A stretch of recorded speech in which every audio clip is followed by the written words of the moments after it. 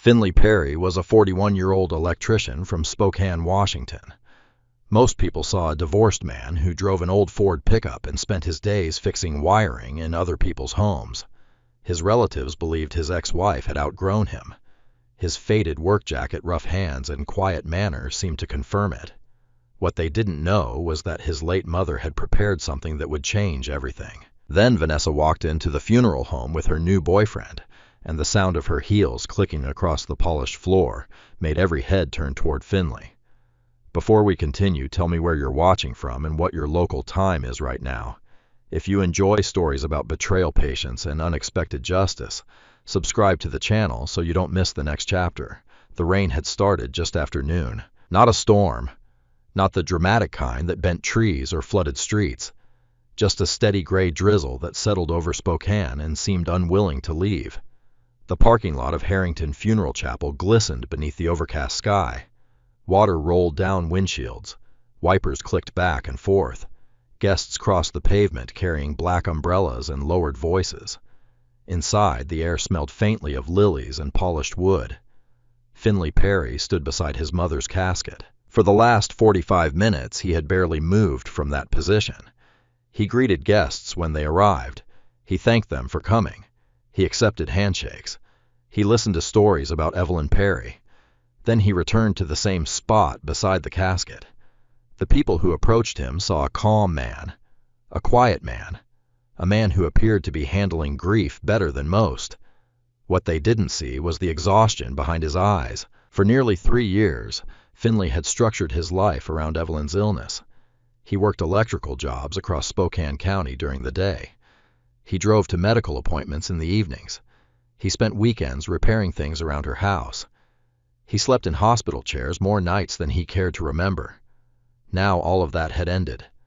The final hospital visit, the final prescription, the final goodbye. A framed photograph rested beside the casket. Evelyn stood in front of her bakery, smiling into the camera. Flour dust covered her apron. Her gray hair was pulled back. The sign above her read, "Perry's Oven." Finley adjusted the frame slightly. The corner had shifted, a small detail. His mother would have noticed. That thought hit harder than he expected. He stepped back. Across the room, relatives continued arriving. His Aunt Susan entered carrying a casserole dish someone had insisted she bring. His Uncle Thomas followed behind her. Several former bakery employees appeared. A retired teacher, a mail carrier, a local firefighter. People Evelyn had helped over the years. Many stopped to speak with Finley. Most shared stories he had never heard before. How Evelyn had paid for groceries when someone couldn't afford them. How she had quietly donated birthday cakes to struggling families. How she always remembered names. The stories continued. Each one added another layer to the woman he thought he already knew. Then the atmosphere changed. It happened almost instantly. Conversations became quieter. Heads turned toward the entrance. Finley didn't need to look. He already knew who had arrived. The reaction in the room told him everything. Vanessa Carter stepped through the chapel doors. She wore a fitted black designer coat, gold earrings, perfect makeup, not inappropriate, just carefully calculated. Everything about her appearance seemed designed to attract attention without appearing to seek it. And she wasn't alone. Brandon Hayes walked beside her. Tall, expensive haircut, tailored charcoal suit. The kind of man who looked as though he spent more time in front of mirrors than construction sites. His watch alone probably cost more than Finley's truck. Several relatives exchanged uncomfortable glances. Others openly stared. Vanessa noticed immediately. She always noticed attention. Brandon placed a hand against the small of her back as they entered, a gesture that felt less affectionate than performative, as though he wanted everyone in the room to understand exactly who he was, and exactly who Finley was not. Finley looked away. He focused instead on straightening a flower arrangement near the memorial table. The movement gave his hands something to do. Vanessa approached. Her heels clicked softly against the polished floor. She stopped near the casket. For several seconds, she simply looked at Evelyn. No expression, no visible emotion. Then she turned toward Finley. "I'm sorry for your loss." The words sounded correct, Almost rehearsed. Finley nodded. Thank you. Nothing more. Nothing less. Vanessa seemed disappointed by the lack of reaction. She glanced around the room. Then her eyes returned to him.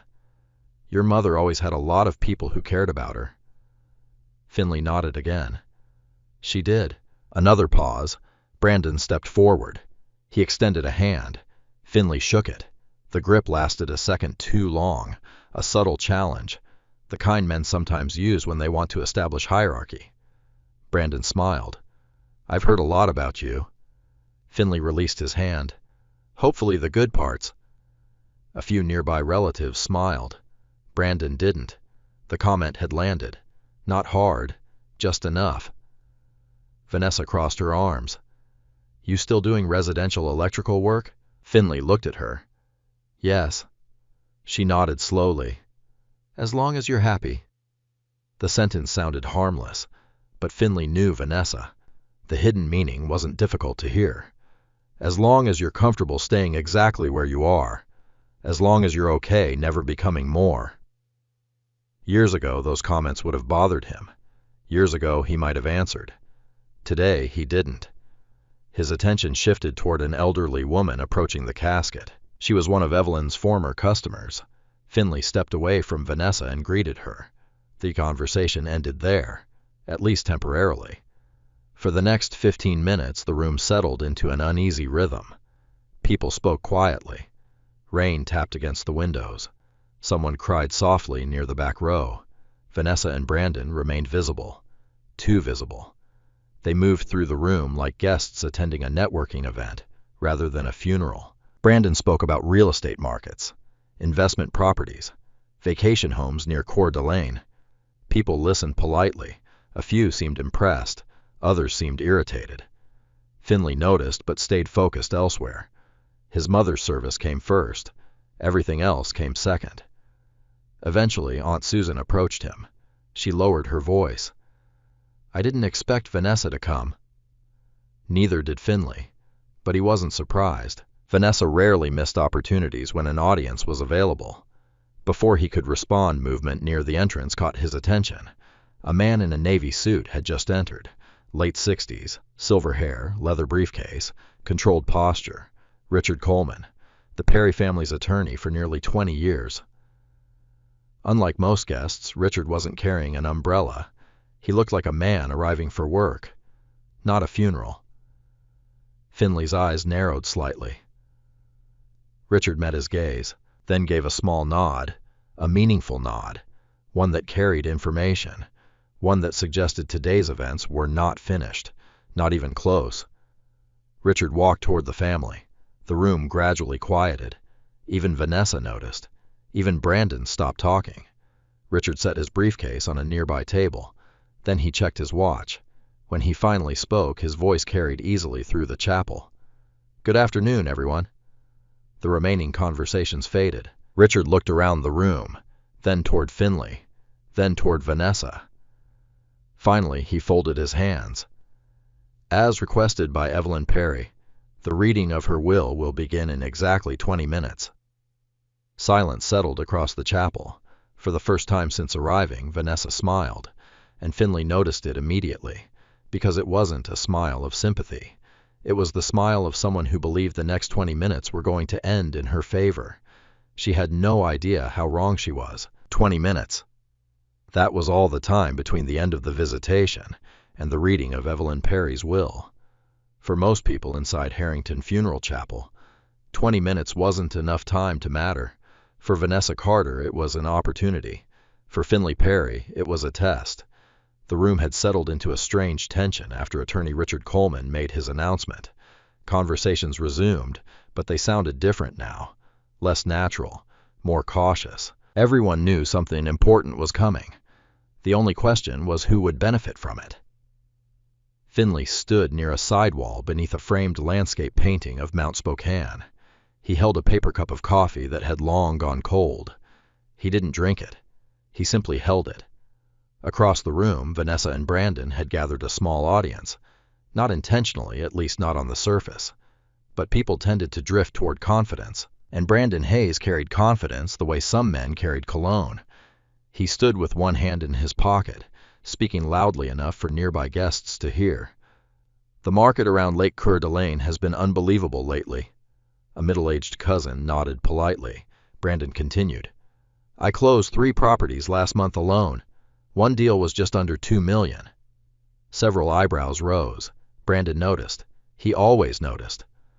We're looking at expanding into commercial investments next. He casually adjusted the cuff of his tailored suit. The movement exposed the polished face of his Rolex. The watch caught the overhead lighting. Not by accident. Finley saw it from across the room, noticed it, ignored it. A few moments later, Vanessa joined the conversation. Brandon's been incredibly busy lately. Her voice carried farther than necessary. She glanced briefly toward Finley.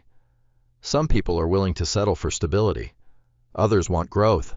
The statement wasn't directed at anyone, yet everyone knew exactly who it was meant for. Several relatives exchanged uncomfortable looks. Aunt Susan looked down at her coffee. Uncle Thomas quietly walked away. Finley remained where he was. His expression never changed. But inside, old memories stirred. Not because Vanessa's words hurt, because they sounded familiar. He had heard variations of them for years, back when they were married, back when she still lived in the small ranch house on West Garland Avenue, back when she compared him to people he had never wanted to become. The memory surfaced clearly. A winter evening, 5 years earlier. Snow piled against the windows. Finley had just finished a 10-hour electrical job. His boots were wet. His back hurt. He entered the kitchen carrying groceries for both his mother and Vanessa. Vanessa sat at the table scrolling through social media. Without looking up, she said, "Do you ever think about doing something bigger?" Finley remembered setting the grocery bags down. "What do you mean?" She sighed. "I don't know. Something more." More. That word had followed him through the final years of their marriage. More money, more status, more ambition, more image. Nothing he built ever seemed enough. Not the steady income, not the paid mortgage, not the weekends spent helping Evelyn, not the life they already had. Eventually, Vanessa stopped asking for more. She started looking elsewhere. The memory faded. Finley returned to the present. The sound of laughter pulled his attention back across the room. Brandon was telling another story. This one involved a luxury condominium development. Vanessa laughed at every joke, even the weak ones. The performance was becoming obvious, and that was exactly why it worked. Because funerals are emotional places. People notice displays. People compare lives. People make assumptions. Brandon knew that. Vanessa knew it too. A younger cousin approached Finley. His name was Ryan, 23 years old, still finishing college. He hesitated before speaking. "You okay?" Finley nodded. "I'm fine." Ryan glanced toward Vanessa. "She's making this harder than it needs to be." Finley followed his gaze. Vanessa was speaking again. This time she wasn't bothering to lower her voice. "Evelyn always wanted the best for people."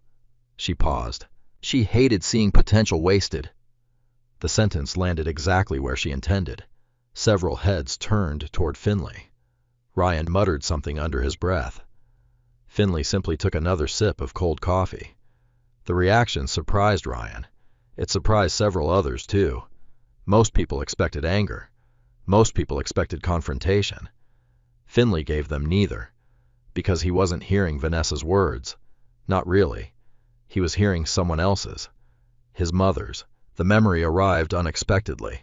A hospital room at Providence Sacred Heart Medical Center, 2 years earlier. The room smelled faintly of antiseptic and plastic tubing. Machines hummed softly. Rain tapped against the window. Evelyn had been exhausted that day. Too tired to eat much. Too tired to talk for long. Yet she had watched Finley pacing near the bed. He'd been angry. Vanessa had just missed another appointment. The 3rd that month. Finley remembered stopping near the window. "I don't understand how someone can act like that." Evelyn smiled weakly. "Because you're expecting her to think like you." Finley shook his head. "I don't want to think like her." "No," Evelyn said quietly. "But you're wasting energy trying to understand something that doesn't need understanding." Finley remembered sitting beside her bed. What am I supposed to do then? Evelyn reached for his hand. Her fingers felt fragile. Let people show you who they are. He frowned. That's it. She nodded. That's always enough.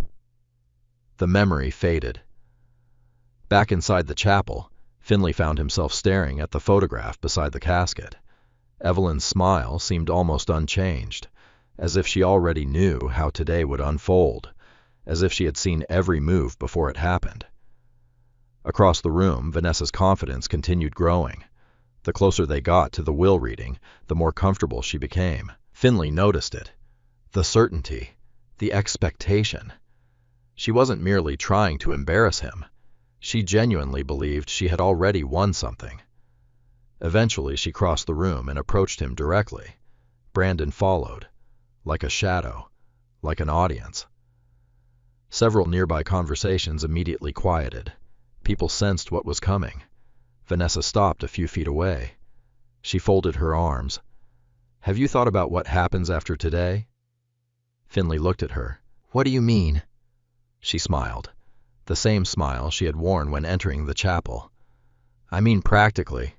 Her eyes drifted toward the casket. Your mother's house needs a lot of work. Finley's expression remained neutral. Vanessa continued. The bakery's been closed for years. Brandon nodded. As an investment property, it probably isn't worth much. The words hung in the air, a deliberate setup. Finley understood immediately. They were testing assumptions, trying to measure his reaction, trying to confirm what they already believed. Vanessa tilted her head slightly. Hopefully, Evelyn left something useful behind. Silence followed. For several seconds, nobody moved. Nobody spoke. Finley studied her face, not with anger, not with resentment, simply observation, the way an electrician studies a damaged circuit before touching a wire. Then he answered. She did. Vanessa smiled, clearly assuming he meant sentimental value, family memories, photographs, nothing substantial, nothing threatening. She seemed satisfied. That's good. Before Finley could respond, the chapel doors opened. Richard Coleman stepped into the center of the room. His briefcase was now in his hand. His expression had become noticeably more formal. The conversation stopped. Guests turned toward him. Richard checked his watch one final time, then closed the lid. Ladies and gentlemen, he said calmly, it's time. The room fell silent. Vanessa straightened immediately. Brandon adjusted his jacket. Finley placed the empty coffee cup on a nearby table. One by one, family members began moving toward the private reading room behind the chapel, and for the first time that afternoon, Finley noticed something unusual. Richard Coleman wasn't looking at Vanessa. He wasn't looking at Brandon. He wasn't looking at anyone else. His eyes were fixed on the sealed leather folder in his hand, as though everything about to happen had already been decided long ago. The reading room behind Harrington Funeral Chapel was smaller than most people expected. It wasn't a courtroom. It wasn't a grand conference hall.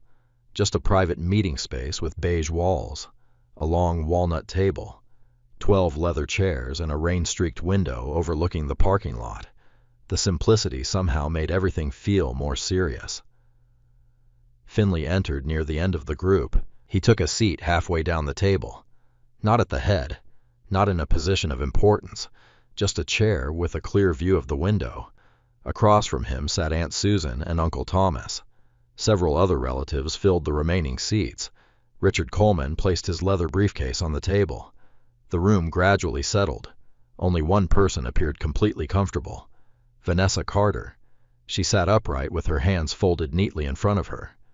Brandon occupied the chair beside her, as though he belonged there, as though he had a personal stake in the Perry family's affairs. Finley noticed the detail immediately. So did Richard. The attorney glanced toward Brandon, then opened a folder. Before speaking, he removed a pair of reading glasses and placed them carefully on his face. The movement seemed deliberate, measured. Everything Richard did seemed measured. He looked toward Brandon. Mr. Hayes? Brandon smiled politely. Yes. Richard's expression remained neutral. For the record, Could you clarify your legal relationship to the estate? The question hung in the room. Brandon shifted slightly. What do you mean? I mean, Richard said calmly, are you a beneficiary creditor, business partner, trustee executor, or family member of Evelyn Perry? A faint smile touched Brandon's lips.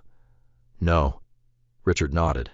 So your presence today is solely as emotional support for Ms. Carter. A few relatives looked down to hide their reactions. Brandon's smile tightened. I suppose you could say that. I appreciate the clarification. Richard made a brief note. Nothing more, nothing less. Yet the exchange accomplished something important. For the first time since arriving, Brandon looked slightly less confident. The reminder was subtle, but clear. This was not his room. This was not his family.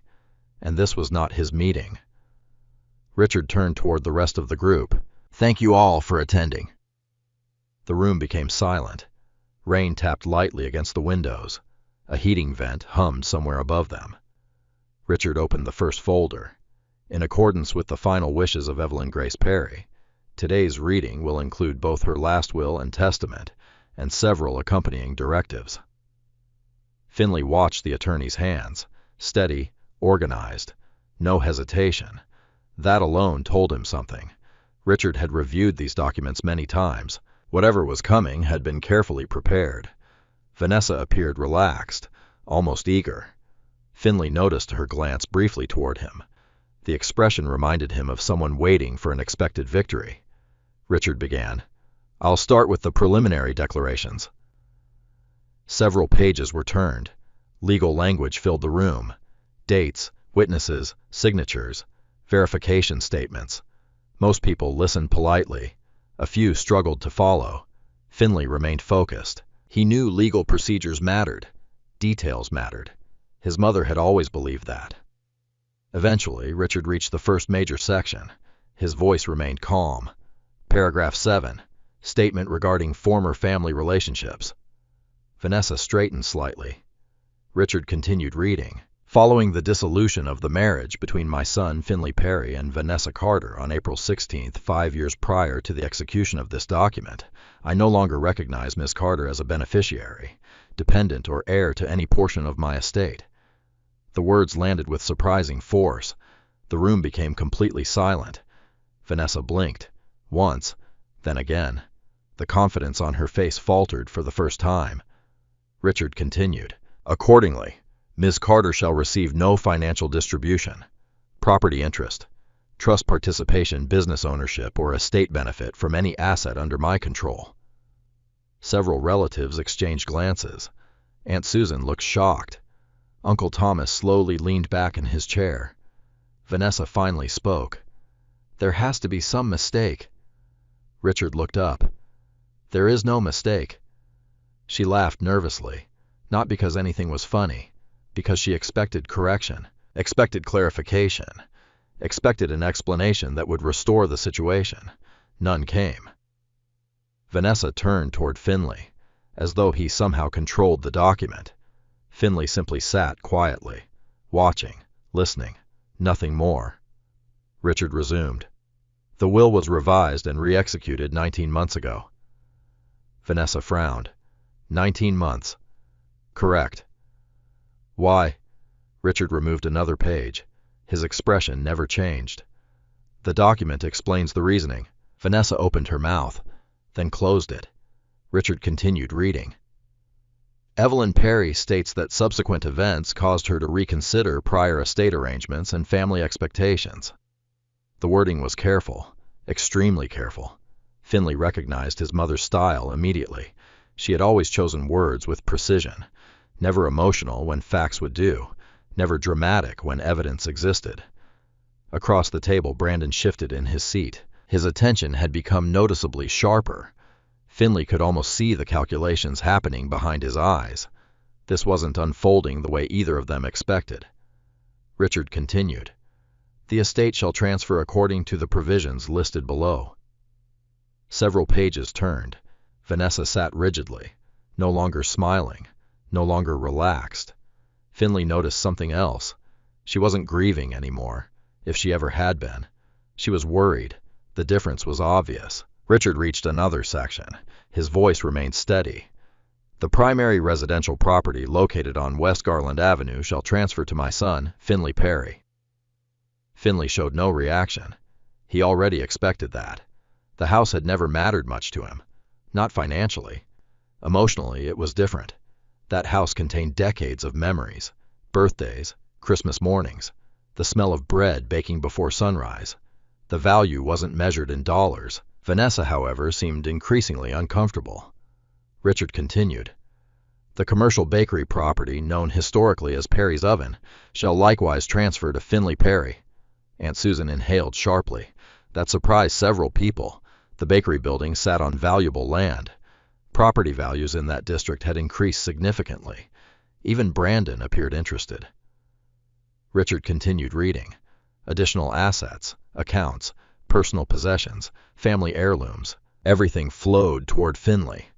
Not evenly distributed, not shared, not divided, directed, purposefully, deliberately.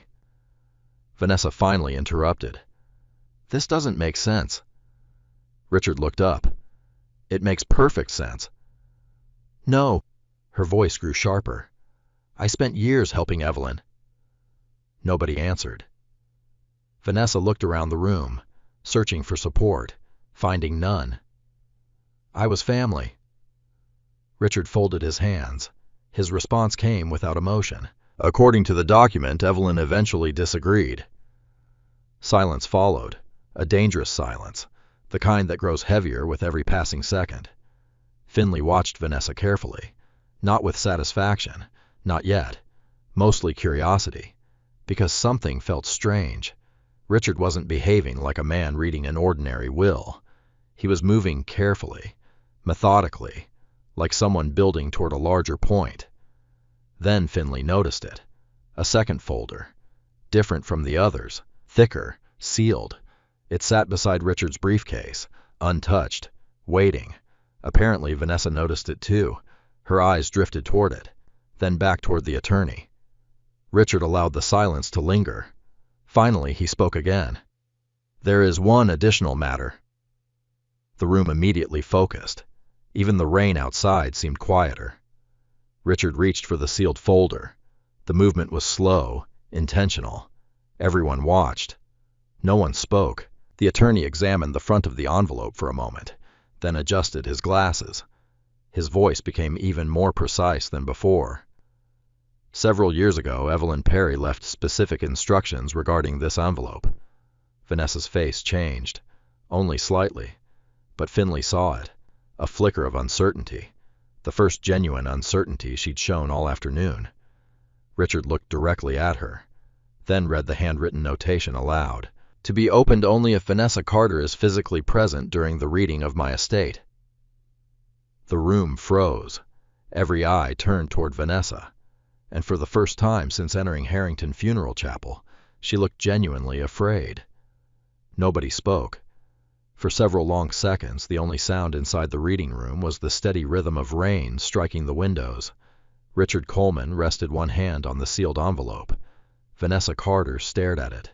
The color had drained from her face. Not completely, just enough for those paying attention to notice. Finley noticed. He noticed everything. Years of electrical work had trained him to observe details, small signs, tiny abnormalities. The smell of overheated wiring before smoke appeared. The faint crackle inside a wall before a circuit failed. The same skill worked surprisingly well with people, and right now, Vanessa looked less confident than she had 15 minutes ago. Richard broke the silence. Before opening this envelope, there are several additional statements from Evelyn Perry that must be entered into the record. Vanessa exhaled slowly, almost imperceptibly, as though she had been holding her breath. Richard opened another section of the will. His voice remained calm, professional, unemotional. The following statement was written by Evelyn Perry, approximately 19 months before her death. Paper rustled softly. Richard adjusted his glasses, then began reading. I have spent most of my life believing that character reveals itself during difficult times. The room remained silent. When people have enough money, enough comfort, and enough attention, kindness is easy. Pressure reveals the truth. Finley lowered his eyes. The words sounded exactly like his mother. Not dramatic, not bitter, just direct. Richard continued. The last few years of my life have taught me more about loyalty than the previous 60. Aunt Susan quietly wiped at one eye. Uncle Thomas folded his arms. Across the table, Brandon shifted in his chair. He appeared increasingly uncomfortable. Vanessa remained still. Richard turned another page. I leave my estate primarily to my son Finley Perry, not because he is my son, but because he repeatedly demonstrated responsibility when nobody was watching. Finley's jaw tightened slightly. Nothing more. He remembered the hospital visits, the prescription pickups, the insurance paperwork, the endless appointments. His mother had noticed more than he realized. Richard continued. When I could no longer drive, he drove me. When I could no longer lift boxes, he carried them. When I could no longer manage repairs, he completed them without complaint. When my health declined, he adjusted his entire life to help me maintain mine. Nobody interrupted. Nobody moved. The room seemed completely absorbed by Evelyn's words. Richard paused briefly before continuing. The most valuable thing Finley ever gave me was not money. It was consistency. The statement hit harder than any emotional speech could have, because it felt true, simple, undeniable. Finley stared at the tabletop. His mother had never been generous with praise, not because she lacked affection, because she believed actions mattered more than compliments.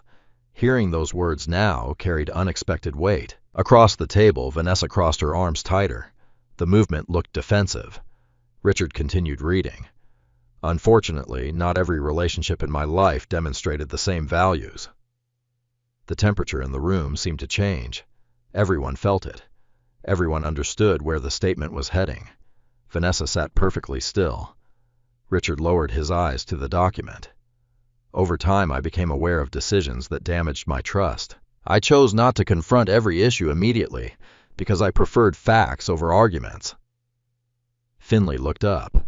That sentence caught his attention. Preferred facts over arguments. His mother used that phrase often.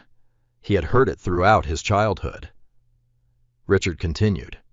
I spent nearly 2 years gathering information, reviewing records, and seeking professional advice regarding concerns that affected both my finances and my estate. Brandon's expression changed. Subtly, but enough. For the first time, genuine concern appeared. Not shock, concern. The kind that comes when someone realizes an uncomfortable subject is becoming very specific. Vanessa finally spoke. This is ridiculous. Richard didn't stop reading. Because of what I discovered, I made significant changes to my estate plan. Vanessa leaned forward. What exactly are you accusing me of? Richard looked up. His expression never changed. I'm not accusing anyone of anything, Miss Carter. He tapped the document gently. Evelyn is explaining her decisions. Vanessa opened her mouth, then closed it. No response came. Richard returned to the document. I believe inheritance should follow demonstrated character, not expectations. For that reason, my son shall receive the family residence, all associated property rights, and the building known as Perry's Oven. Several relatives exchanged glances again. The bakery clearly remained important, not merely sentimental. Important, Richard continued.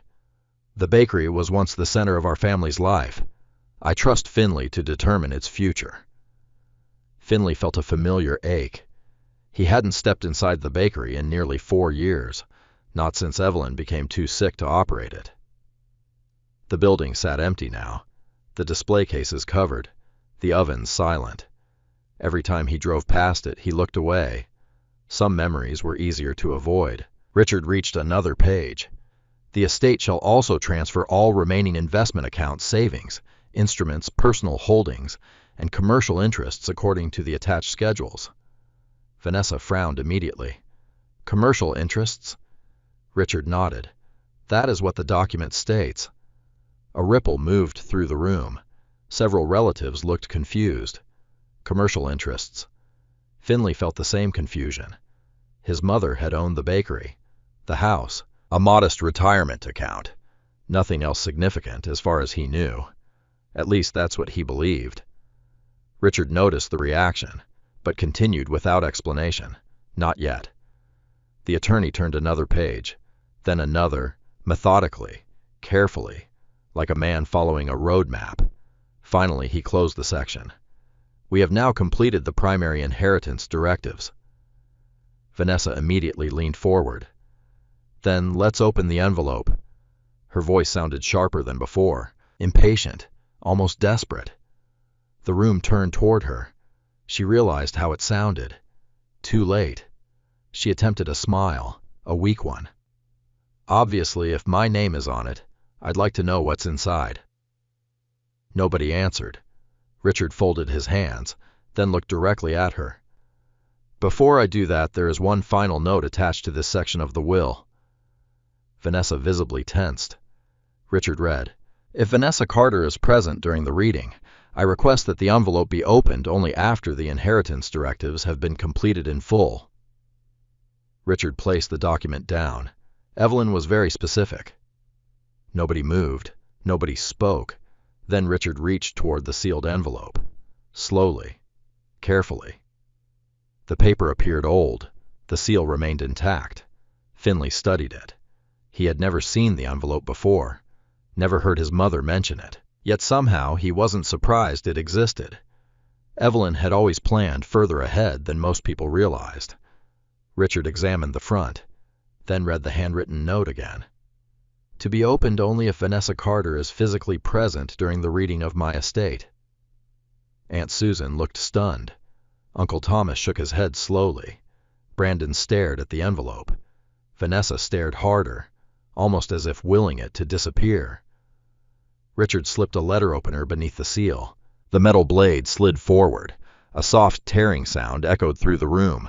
The envelope opened. No one spoke. The silence felt heavier than before. Richard reached inside, removed several folded documents, then stopped.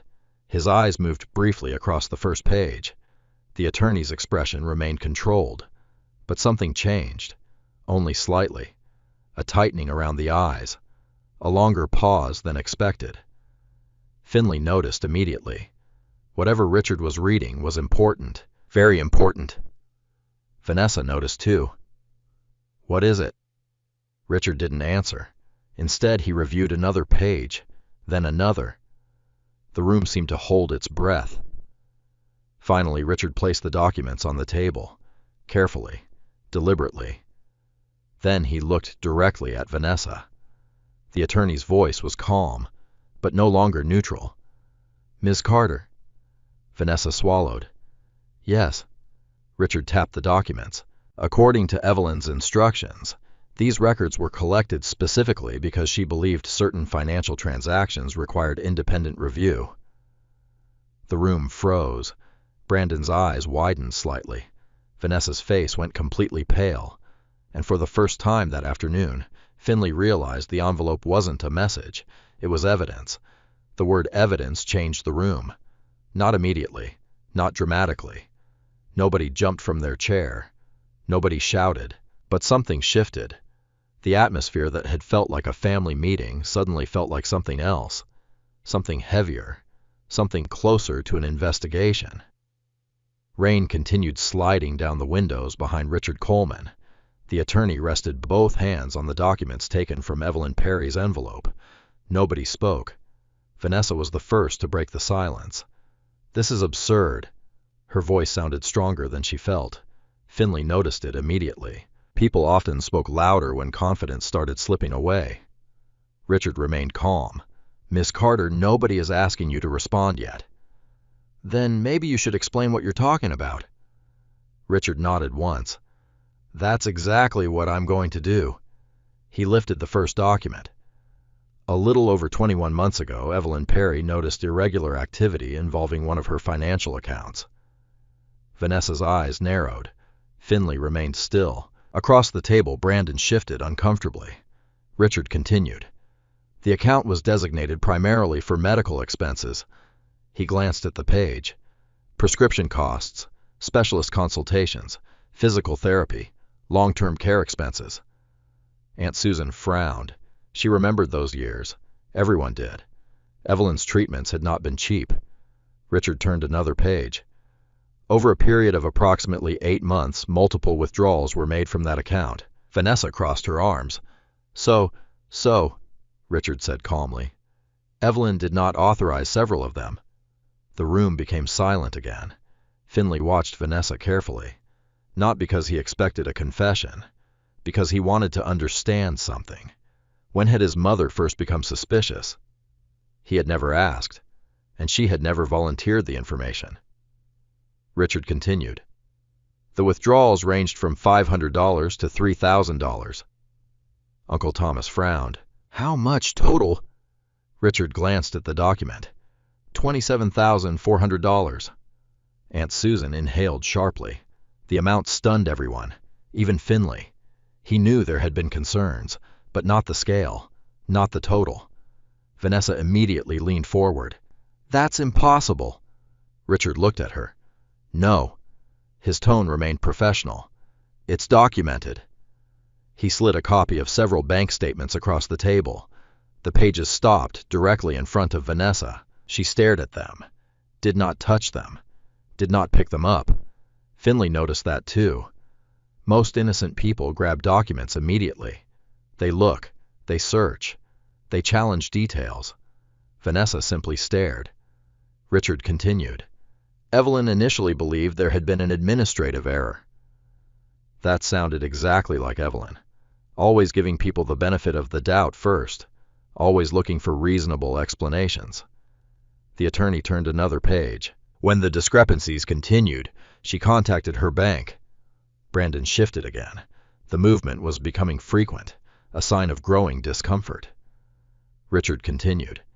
The bank determined that the transactions were authorized using credentials connected to an active power of attorney arrangement. Aunt Susan looked confused. Power of attorney. Richard nodded. Evelyn granted limited authority during a period when her health temporarily declined. The room understood immediately. When people become sick, paperwork becomes necessary. Trust becomes necessary. And sometimes, trust becomes dangerous. Vanessa's jaw tightened. That doesn't prove anything. Richard didn't argue. He simply continued reading. The account activity prompted Evelyn to seek an independent review. Now Finley understood. This was why his mother had started meeting privately with Richard during the final years. At the time, he assumed they were discussing estate planning, retirement matters, routine legal issues. Apparently, there had been much more happening behind the scenes. Richard lifted another document. This review eventually expanded beyond the medical account. The sentence hung in the air. Expanded. The word carried weight. Because it suggested additional discoveries. Vanessa seemed to realize the same thing. What exactly does that mean? Richard looked directly at her. It means the investigation continued. Nobody missed the word. Investigation. Not review. Not audit. Investigation.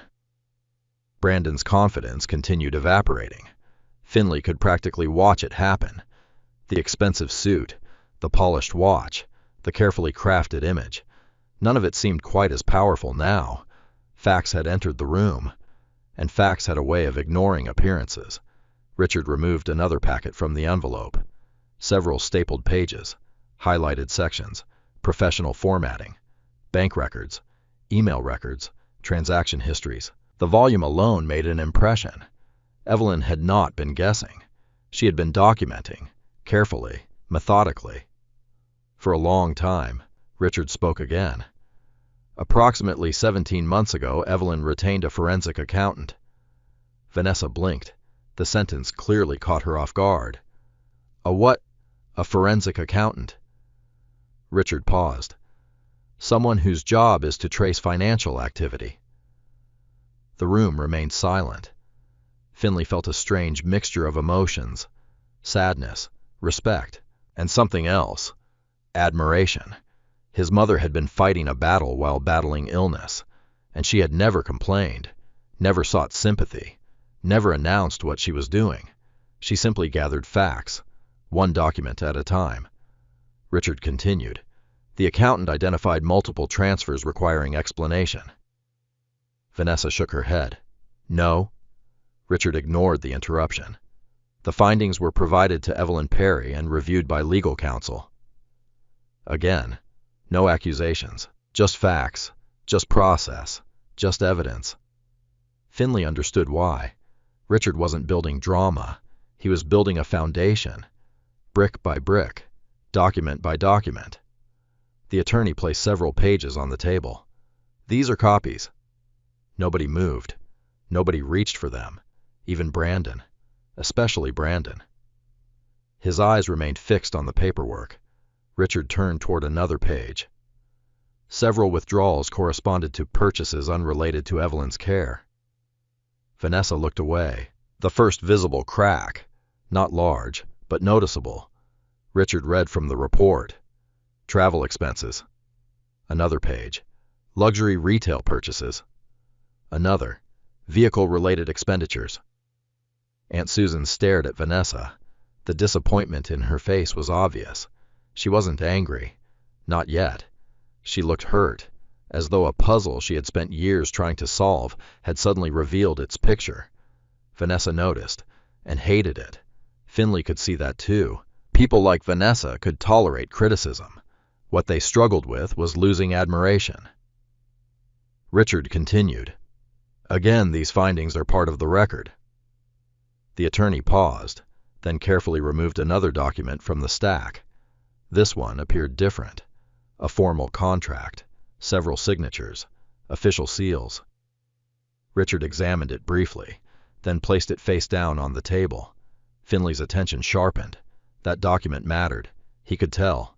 Richard rarely separated documents unless they were important. Vanessa noticed it too. What is that? Richard looked at her. His expression remained unchanged. We'll get there. The answer clearly frustrated her, but she stayed silent, for the moment. Richard continued reviewing the financial records. More dates, more transactions, more documentation. The details piled up, not dramatically, methodically, like water filling a container. Every page made denial harder. Every page made coincidence less likely. Eventually, Richard closed the financial file. The room felt different now. The confidence that Vanessa carried into the chapel had almost completely disappeared. Even Brandon seemed uncertain whether he should still be sitting there. Finley remained silent, listening, observing.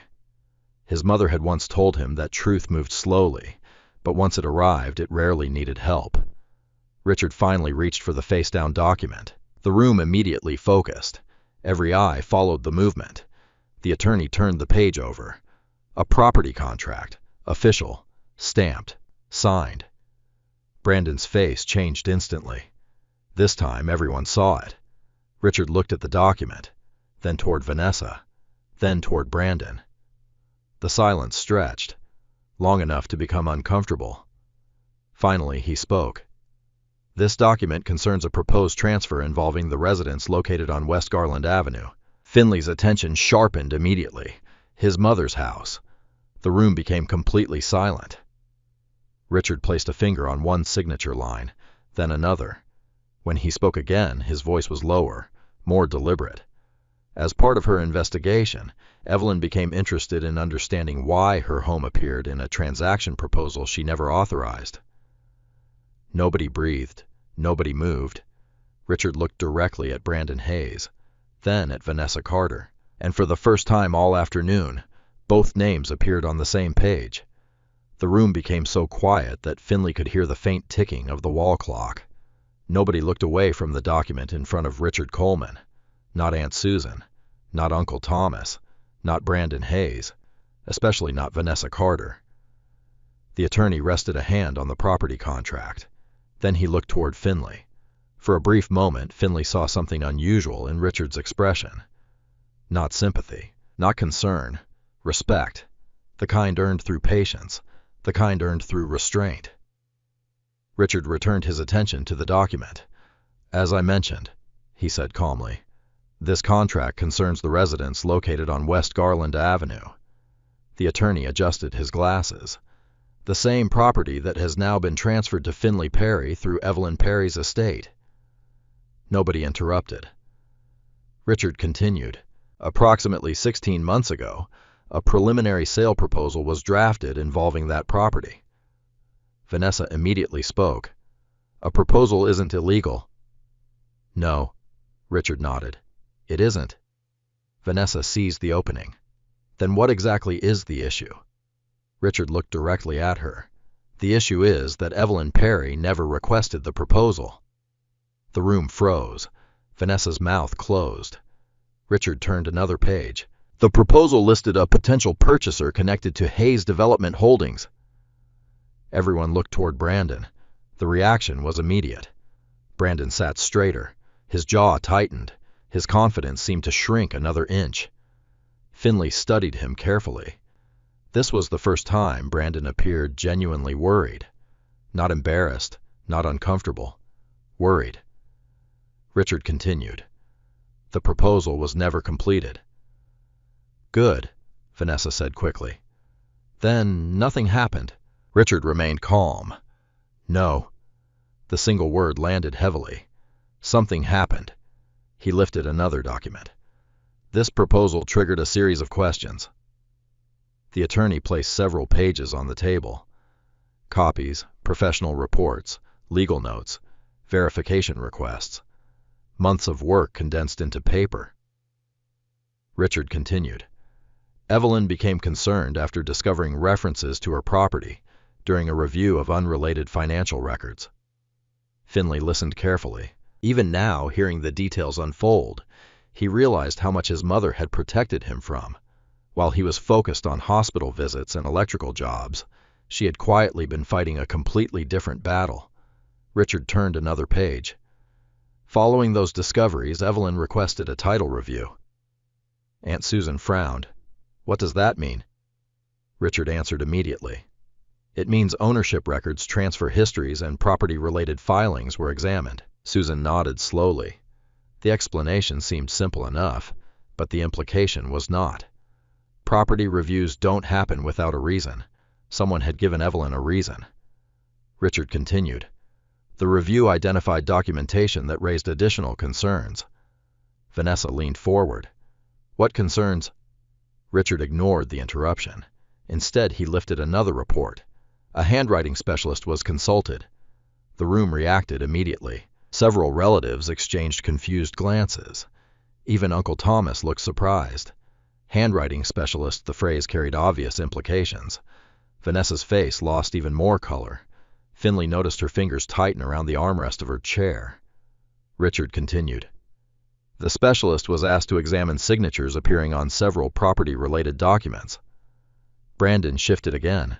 The movement was becoming impossible to ignore. The expensive real estate broker who had entered the funeral chapel projecting confidence now looked increasingly trapped. Richard turned another page. The findings indicated substantial inconsistencies. Nobody moved. Nobody spoke. Richard continued.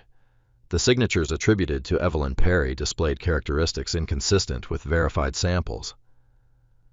The words were careful, professional, legally precise, but everyone understood their meaning. Aunt Susan looked horrified. Uncle Thomas stared at the table. Brandon looked at Vanessa. Vanessa looked at nobody. Finley remained silent. Inside, however, pieces of the puzzle were beginning to connect. He remembered several strange moments during the final years, things he had dismissed at the time, little details, small conversations. Now they seemed different, more important. One memory surfaced immediately. Evelyn's kitchen. Late afternoon, nearly 2 years earlier. His mother sat at the table reviewing paperwork. A stack of documents rested beside her coffee mug. Finley had just finished repairing an electrical outlet in the garage. As he entered the kitchen, he noticed something unusual.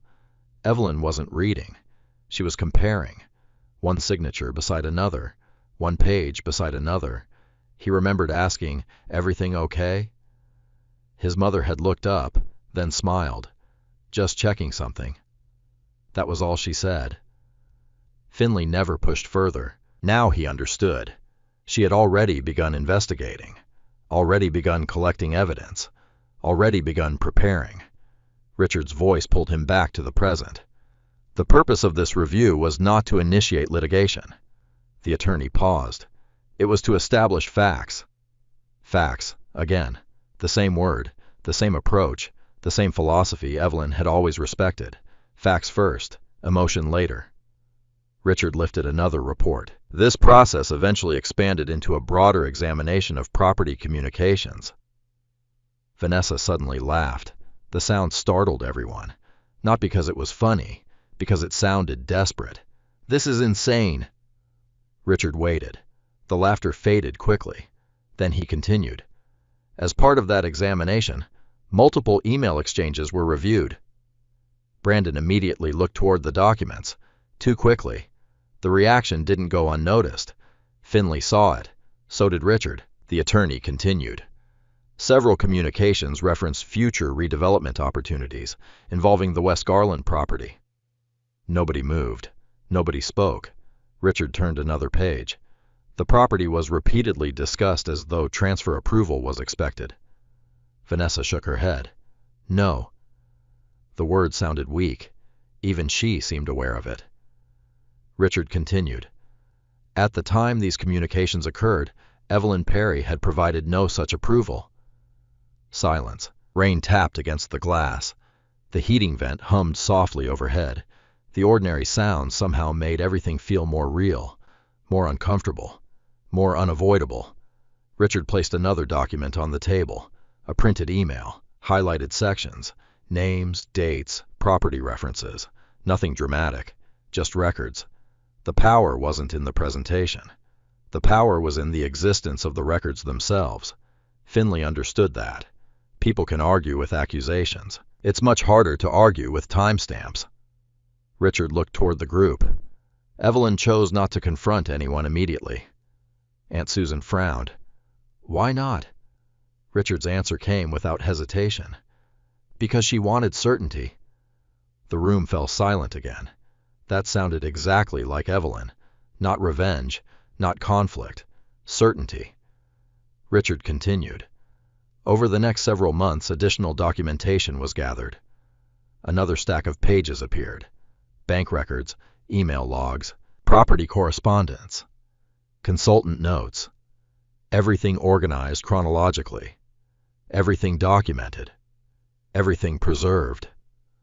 The scale of the preparation stunned the room. This wasn't a sudden reaction. This wasn't an emotional response. This was a 2-year investigation conducted by a woman many people believed was simply focused on surviving her illness. Finley felt something tighten in his chest. Pride, not in the evidence, in his mother, even while sick, even while exhausted. She had refused to become vulnerable. She had protected herself. And apparently she had protected him. Richard finally closed the property file. The room seemed exhausted, overwhelmed. Nobody had expected a funeral will reading to become this. Then Richard reached into the envelope one final time. His hand emerged, holding a small digital recorder. The device looked ordinary, black plastic, a few buttons, nothing special. Yet the reaction around the table was immediate. Vanessa froze. Completely. Brandon stared at it. Richard placed it gently on the table, then folded his hands. For nearly 2 years, Evelyn preserved documents. Nobody spoke. Richard continued. Eventually, she decided documentation alone might not be enough. Vanessa's breathing visibly changed. Faster, shallower. Finley noticed. Everyone noticed. The attorney looked around the room, then at the recorder, then at Vanessa. Finally, he spoke. Evelyn left specific instructions regarding this recording. Nobody moved. Nobody blinked. Nobody even seemed to breathe. Richard's voice became quieter, more deliberate. She requested that it be played immediately following the property findings. The room stared at the recorder. Vanessa stared hardest of all. And for the first time that afternoon, Finley realized his mother hadn't merely left evidence behind. She had left her own voice. Nobody touched the recorder. Nobody spoke. The small black device sat in the center of the table, no larger than a smartphone, yet it seemed to command the entire room. Rain continued to slide down the funeral home's windows. The gray afternoon outside had darkened. The room felt smaller now, more crowded, more tense. Finley Perry couldn't take his eyes off the recorder. His mother hated recording herself. She avoided cameras, avoided videos, avoided anything that drew attention toward her. If Evelyn Perry had chosen to leave a message, she must have believed it was important. Very important. Richard Coleman picked up the device. The recording was made approximately 11 months ago. Vanessa stared at the table. Brandon stared at the recorder. Neither looked comfortable. Richard continued. Evelyn requested that the recording be played in full without interruption. Nobody objected. Nobody would have. The attorney pressed the play button. Static filled the room. A brief crackling sound. Then silence. A few seconds later, a voice emerged. Weak, older, slightly strained, but unmistakable. Evelyn Perry. Finley's chest tightened instantly. He had not heard her voice since the funeral service began. Hearing it now felt different, unexpected, painful, comforting, all at once. Hello? The room became perfectly still. If you're hearing this, then Richard has followed my instructions. A faint smile touched Finley's face. That sounded exactly like his mother. Practical, even in a recorded message. Evelyn continued. I don't know who will be in the room when this plays. A brief pause. But I have some guesses. Several relatives exchanged glances. Nobody smiled. The tension was too thick. The recording continued. Before I say anything else, I want to speak about my son. Finley lowered his eyes. He suddenly felt every person in the room looking at him. He hated attention. Always had. Yet there was nowhere to hide. Evelyn's voice filled the room. Finley never liked praise. A faint chuckle. He got that from his father. Several relatives smiled sadly. The sound of Evelyn laughing, even softly, brought back memories. Family dinners, Christmas mornings, summer barbecues, a lifetime of ordinary moments. The recording continued. When people look at Finley, they see a man who works with his hands. Another pause. They see an electrician. They see old work boots. They see an old truck. They see someone who doesn't talk very much. Finley stared at the table. Every word was true, every detail. Evelyn continued. What they usually don't see is the part that matters. The room remained silent. When I became sick, Finley rearranged his entire life. The words struck harder than Finley expected. He missed vacations. He worked longer hours. He drove hundreds of miles. He spent nights sleeping in hospital chairs. Finley's throat tightened. Across the table, Aunt Susan quietly wiped tears from her eyes. The recording continued. I never had to wonder whether he would show up. The statement hung in the room. Simple, direct, powerful. He always did. No dramatic music, no emotional speech, just truth.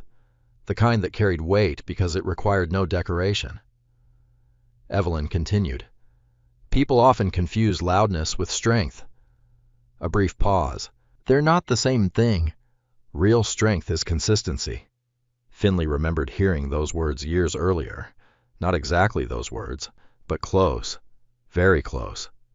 His mother had always believed that discipline mattered more than appearances. The recording continued. If Finley is sitting in this room today, I want him to know something. The room became even quieter, as though everyone instinctively leaned closer. I noticed. Finley's eyes closed briefly. Just for a second. The words hit him harder than anything else. Not because they were dramatic, because they were personal, because they answered questions he never asked. Questions children sometimes carry into adulthood. Did she notice? Did she understand? Did it matter? Apparently she had. Apparently it did. The recording continued. I noticed every hospital visit. I noticed every repair. I noticed every sacrifice. I noticed every time you chose responsibility instead of convenience. Silence followed. Nobody moved. Nobody interrupted. The room belonged entirely to Evelyn now. Then her tone changed slightly. Not harsher, just more serious. There is another reason I requested this recording. The shift was immediate. Everyone felt it, especially Vanessa. Finley noticed her shoulders stiffen. The recorder continued. I spent most of my life believing that trust should be given freely. A pause. Unfortunately, I eventually learned that trust should also be verified. Nobody spoke. The sentence landed heavily. Evelyn continued. When financial irregularities first appeared, I hoped they were mistakes. Another pause. I spent months trying to prove myself wrong. Richard sat motionless, listening, allowing Evelyn to tell her story. The recording continued. I wanted innocent explanations. I wanted misunderstandings. I wanted banking errors. The room remained silent, but facts kept pointing in another direction.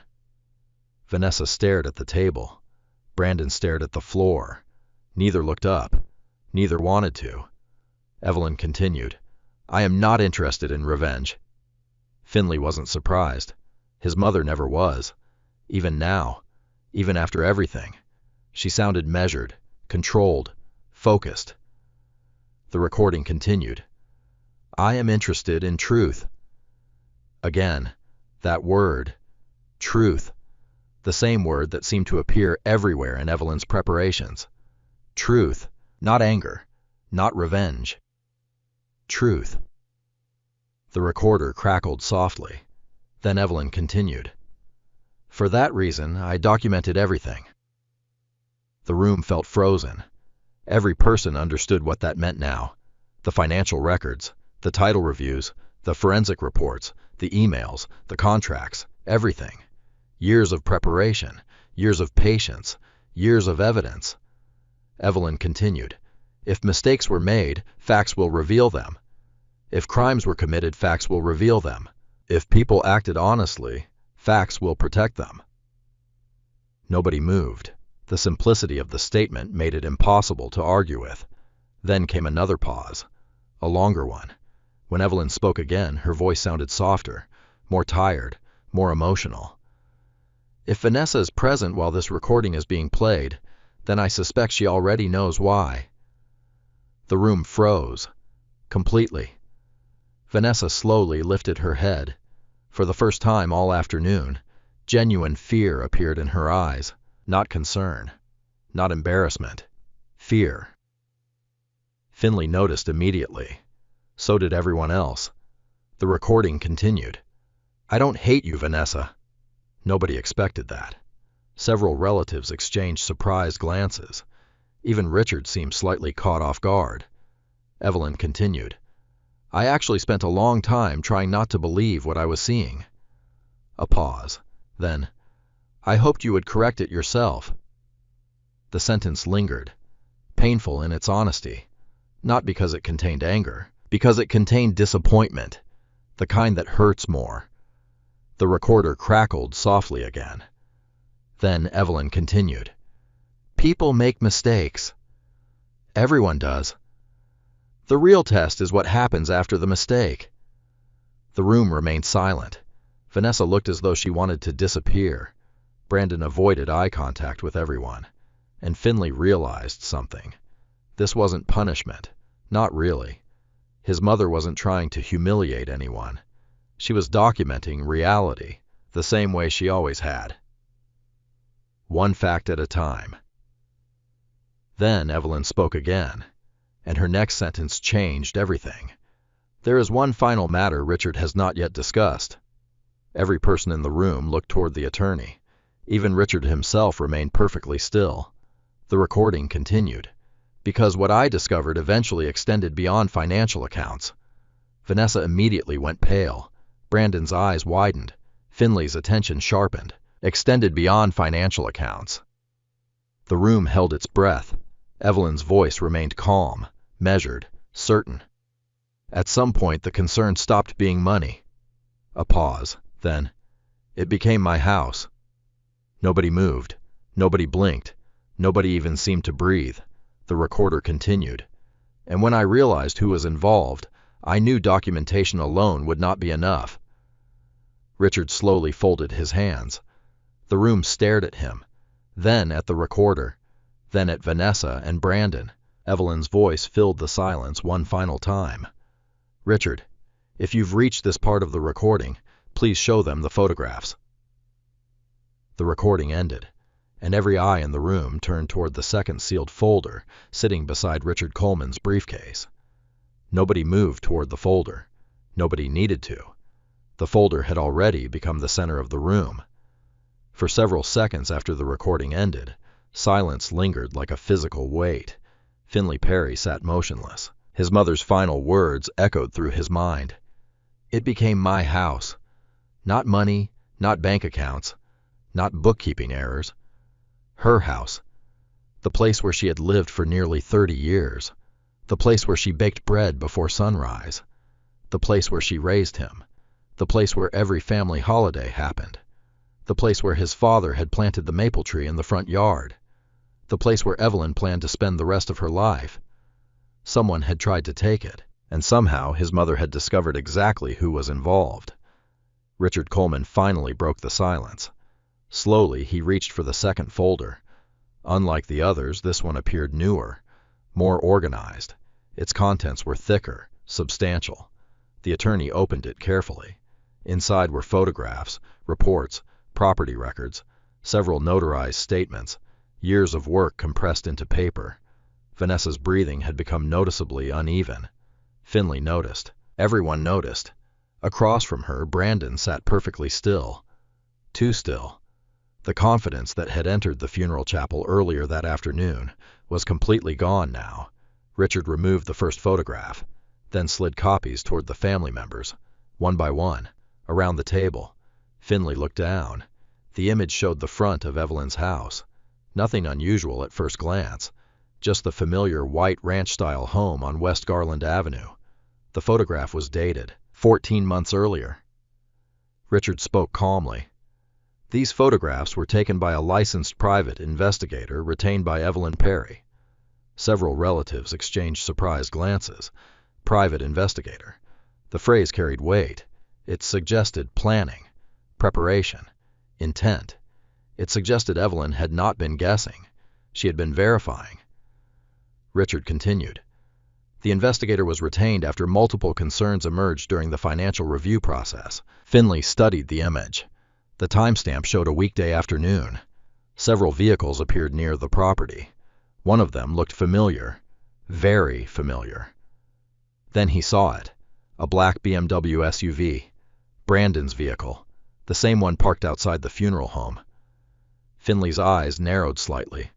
Richard turned another page.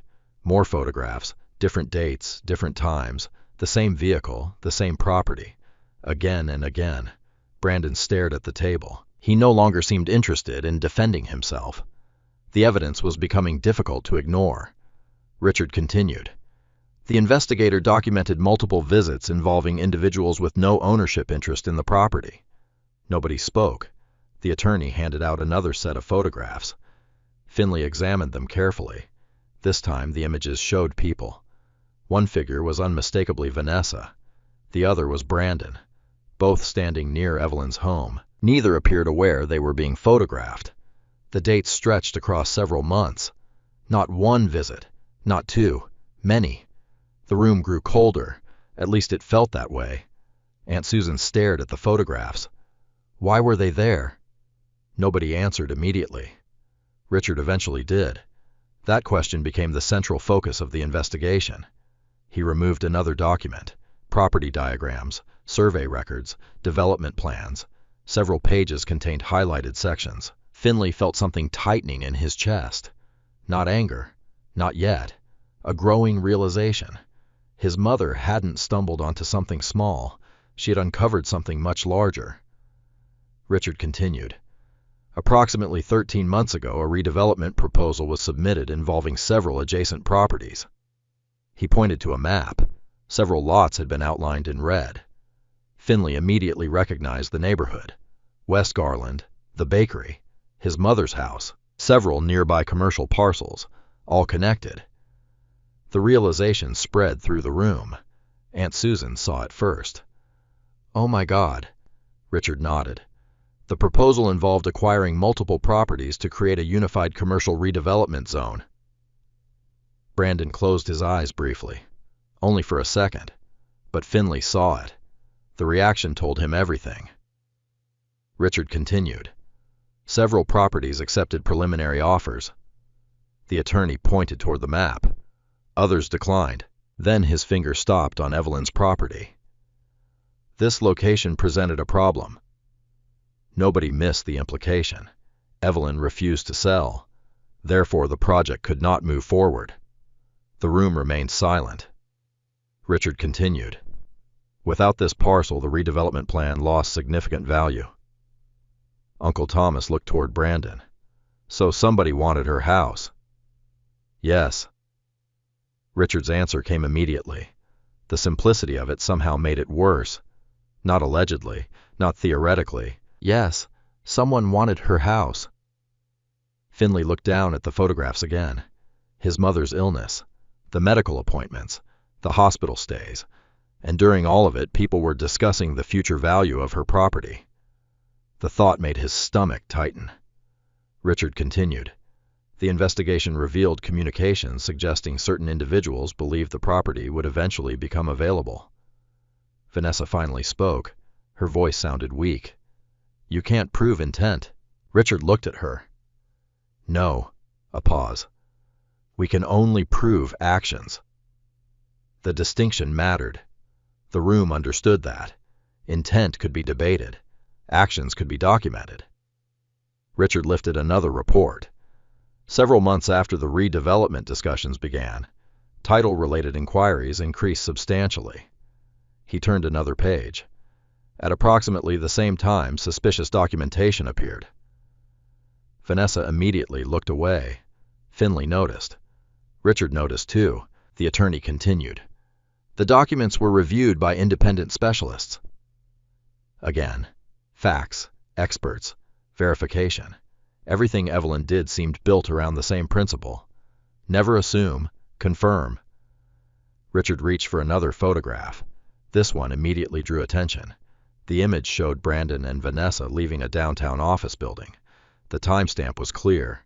The location was clear. The building itself was recognizable. Several relatives frowned. Richard identified it. The offices of Northwest Property Acquisitions. Aunt Susan looked confused. What's that? Richard answered.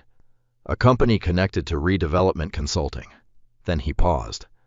And a company whose name appears repeatedly throughout this investigation. The room became silent. Again. Brandon finally spoke. His voice sounded far different than before. There is nothing illegal about meetings. Richard nodded. Correct. Nothing illegal. Just like there was nothing illegal about proposals. Nothing illegal about property discussions. Nothing illegal about business plans, by themselves. The problem was that none of these things existed by themselves anymore. They existed together, connected, layered, supported by documentation. Richard turned another page, then another. The stack seemed endless.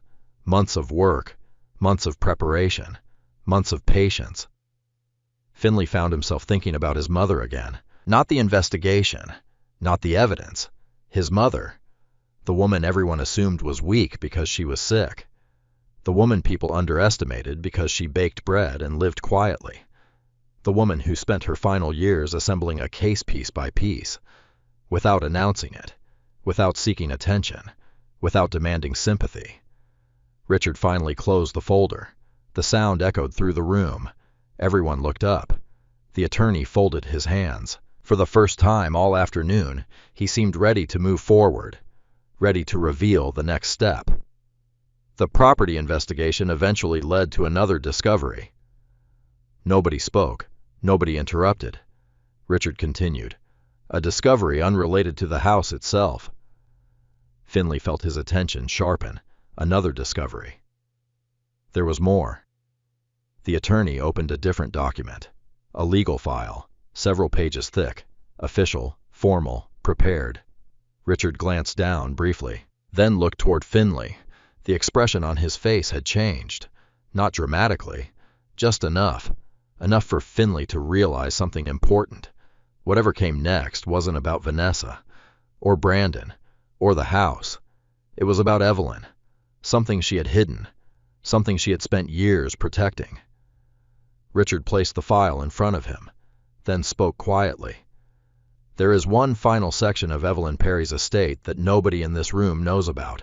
Every person at the table froze, even Vanessa, even Brandon. Richard rested his hand on the file, then looked directly at Finley, and for the first time that afternoon, the attorney smiled. Your mother was far more successful than she ever allowed anyone to believe. The statement settled over the room like a second storm. Your mother was far more successful than she ever allowed anyone to believe. For several seconds, nobody reacted, not because they didn't hear Richard Coleman, because they were trying to understand what he meant. Finley Perry stared at the attorney. His mother had owned a bakery, a small house, a modest retirement account. That was the story everyone knew. That was the story Finley knew. Apparently, it wasn't the whole story. Richard opened the file in front of him.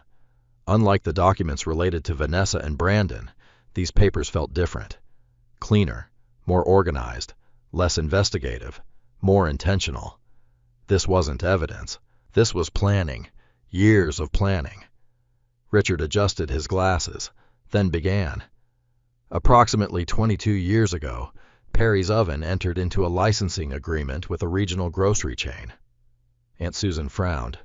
I remember that. Richard nodded. Most people remember the agreement. He turned a page. Very few people know the details. The room listened carefully. Richard continued. The licensing arrangement involved several proprietary recipes developed by Evelyn Perry. Finley blinked. Recipes. He remembered those years. The bakery had been busy, successful, locally respected, but never famous, never large. At least that was what he believed. Richard continued. The agreement generated royalty income for more than 2 decades. Silence. Several relatives exchanged surprised looks. Royalty income.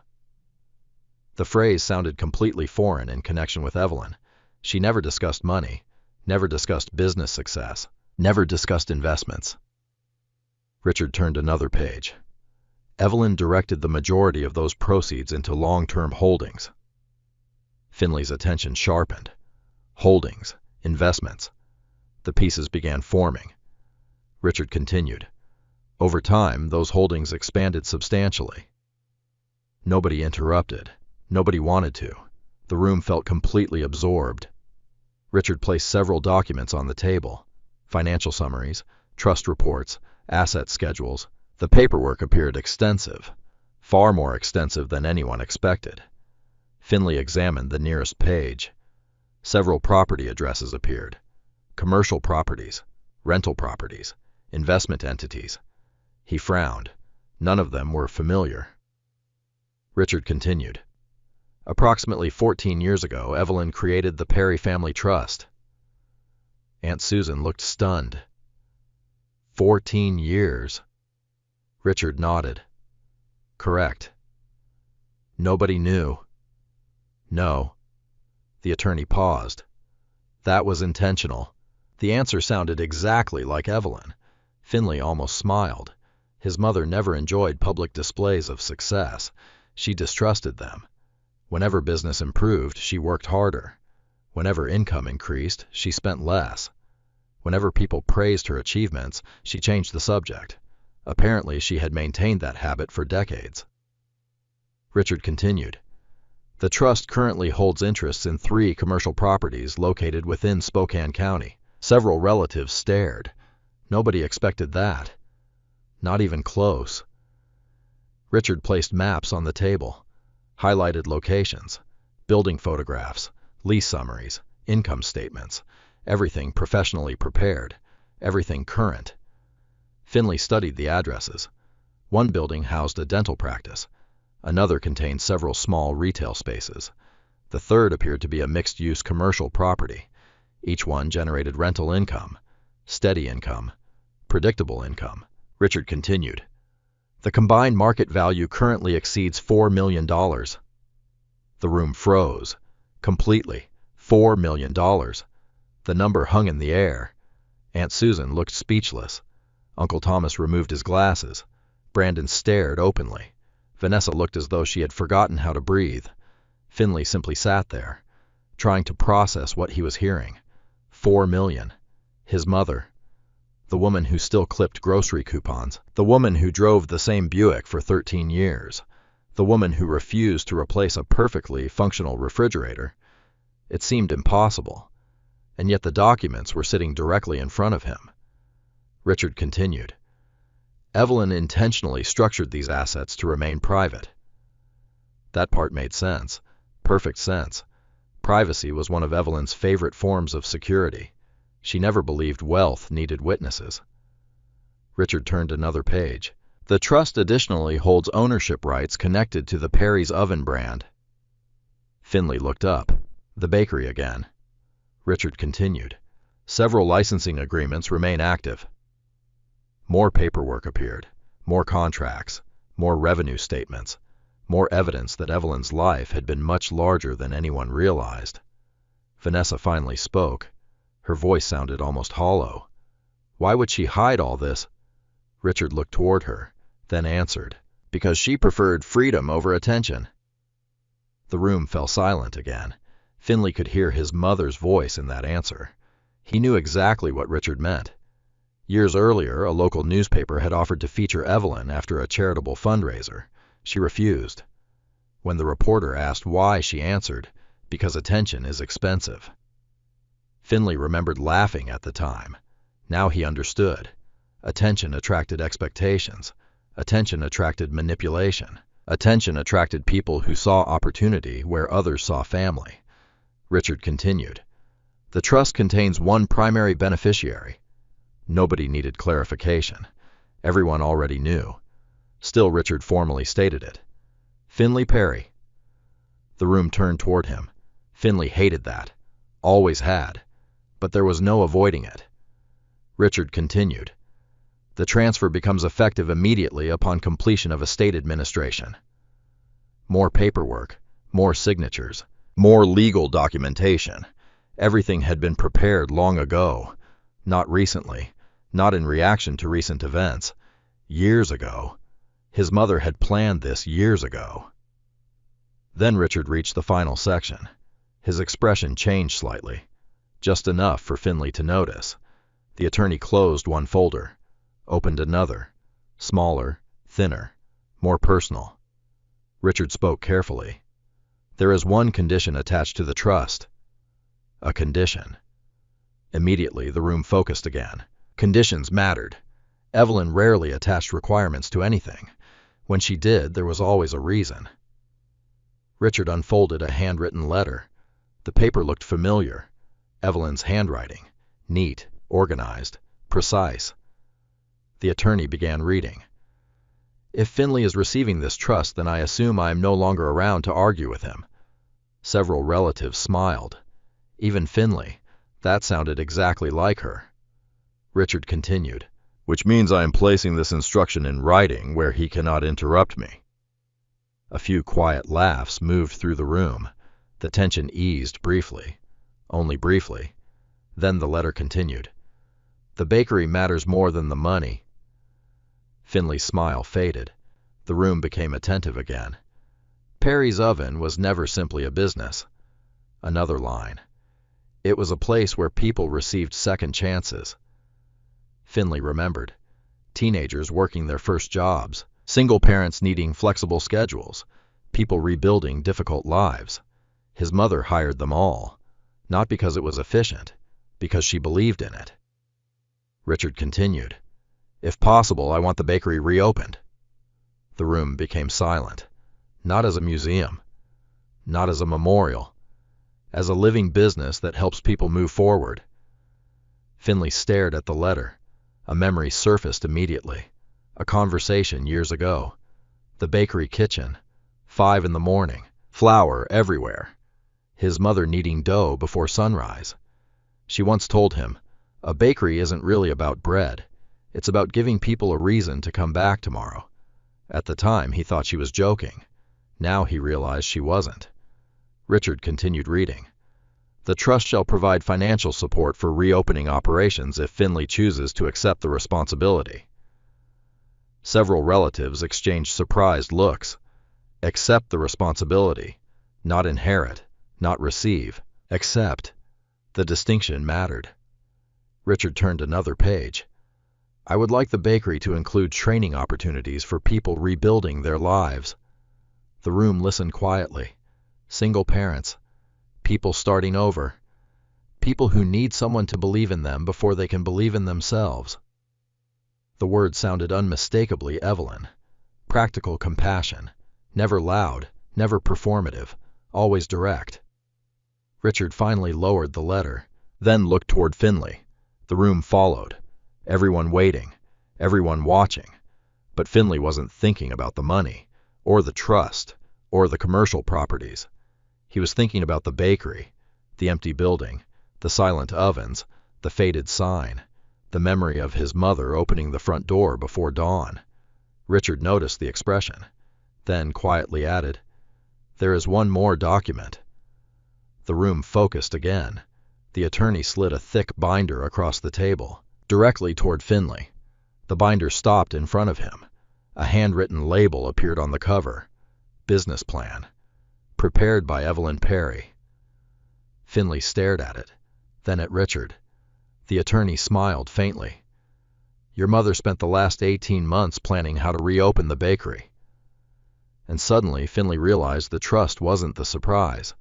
The surprise was that Evelyn never expected him to start from scratch. She had already built the roadmap. For several moments, nobody spoke. The thick binder sat in front of Finley Perry. Business plan. Prepared by Evelyn Perry. The words felt almost unreal. His mother had been planning the future while everyone else was focused on the present. Even him, especially him. Finley rested a hand on the cover, but didn't open it immediately. He already knew what he would find inside, not because he had seen the pages, because he knew Evelyn. Every section would be organized, every cost estimated, every risk considered, every contingency planned. His mother never built anything halfway. Across the table, Vanessa Carter looked as though she had entered the wrong story. An hour earlier, she arrived expecting a victory. Now she sat watching a future she never knew existed unfold in front of everyone. Richard Coleman broke the silence. There is one final reason Evelyn prepared this binder. Finley looked up. The attorney opened a separate folder. Smaller, more personal. Inside were photographs, certificates, receipts, enrollment records, documents that appeared unrelated at first glance. Richard removed several pages, then slid them across the table, toward Aunt Susan, toward Uncle Thomas, toward several other relatives. Eventually, copies reached Vanessa and Brandon. Finally, one reached Finley. He looked down. His eyes narrowed. Spokane Community College, Business Administration Certificate Program. His name appeared on the document. Finley Perry. Completed coursework. Completed training. Completed certification. The room immediately reacted. Aunt Susan blinked. What is this? Richard smiled slightly. The answer to a question Evelyn expected people would ask. The attorney turned another page. Additional certificates. Accounting. Small business operations. Financial management. Leadership training. Several years' worth of continuing education. All completed in the evenings. Quietly. Without publicity. Without announcement. Without discussion. Vanessa stared at the papers, completely confused. Finley wasn't, because he remembered those nights. Driving directly from electrical jobs to classes, studying after midnight, falling asleep at kitchen tables, reviewing business textbooks during hospital visits. At the time, very few people knew what he was doing. That was intentional. Richard continued. When Evelyn closed the bakery, she became concerned about its future. The attorney glanced toward Finley. She wasn't the only one. Several relatives looked at him. Richard continued. Approximately 3 years ago, Finley began preparing for the possibility that the bakery might eventually reopen. The room became quiet again. Not shocked, interested, curious. Finley felt uncomfortable. Attention always made him uncomfortable. Richard continued. While working full-time as an electrician and assisting Evelyn with medical care, he completed more than 700 hours of business-related coursework. Vanessa stared. Brandon stared. Neither seemed able to process what they were hearing. The image they carried of Finley no longer matched reality. The quiet electrician, the simple laborer, the man with the old truck, the man they assumed stopped growing years ago. Apparently, he had been building something. They just never noticed. Richard continued. Evelyn monitored his progress closely. A faint smile touched Finley's face. Of course she did. His mother monitored everything. The attorney lifted another document, a handwritten note, Evelyn's handwriting. Richard began reading. Finley believes he's preparing in secret. Several relatives laughed softly. He isn't. More smiles appeared. Even Finley couldn't help it. That sounded exactly like her. Richard continued. I've reviewed every assignment he left on my kitchen table. A few more quiet laughs. I've corrected 3 accounting mistakes and 1 terrible marketing proposal without telling him. The room laughed again. Even after everything. Even after the tension. Evelyn somehow managed to make people smile. Richard continued. The important thing isn't whether he succeeds immediately. The important thing is that he prepared before opportunity arrived. Silence returned. The statement carried weight, because it was true. Finley hadn't known about the trust, hadn't known about the commercial properties, hadn't known about the millions. Yet he prepared anyway. Not because he expected an inheritance, because he wanted options, because he believed preparation mattered. Richard continued reading. People often mistake patience for passivity. Another pause. They are rarely the same thing. Finley felt those words settle heavily inside him. Across the table, Vanessa looked away. The sentence applied to more than business. It applied to everything happening in the room. For years, she interpreted Finley's silence as weakness, his restraint as fear, his patience as lack of ambition. Apparently, Evelyn had seen something different. Richard lowered the note, then reached for another document. This one looked newer. Several pages, detailed, professional. The attorney placed it in the center of the table. A business expansion proposal. Nobody spoke. Richard continued. This document was prepared jointly by Evelyn and Finley approximately 18 months ago. Finley blinked. Jointly. Then he understood. The late-night conversations, the questions his mother asked, the suggestions she made, the unusual interest she showed in bakery operations. At the time, he thought she was reminiscing. Apparently, she had been planning. Richard turned several pages. Projected costs, staffing requirements, equipment upgrades, community outreach programs, training initiatives. Everything carefully developed, everything realistic, everything achievable. The room studied the plans. Even Brandon appeared impressed, though he clearly hated being impressed. Richard continued. The proposed business model includes paid apprenticeships. Aunt Susan smiled. That sounds like Evelyn. Richard nodded. It does. Another page. Single-parent workforce initiatives. Another. Second-chance employment opportunities. Another. Community meal programs. Every page reflected Evelyn's values, not just her business experience, her character, her priorities, her legacy. Richard eventually closed the proposal, then looked toward Finley. The trust condition was never intended as a burden. Finley nodded slowly. He understood. His mother wasn't giving him a task. She was giving him a mission. Something larger than money. Something larger than inheritance. Something that would outlive both of them. Across the table, Vanessa suddenly laughed. The sound surprised everyone. Not because it was loud, because it sounded bitter. You're all acting like this is some kind of fairy tale. The room immediately became tense. Richard remained calm. Vanessa shook her head. A bakery. Her eyes moved toward Finley. You honestly think you're qualified to run something like that? Nobody answered. Vanessa continued. You're an electrician. The room froze. The insult sounded familiar. Too familiar. For years she used variations of the same argument. Limitation disguised as realism. Doubt disguised as advice. Brandon looked uncomfortable. Even he seemed aware she was making a mistake. Vanessa wasn't finished. "You can inherit money." She pointed toward the documents. "You can inherit buildings." Another gesture.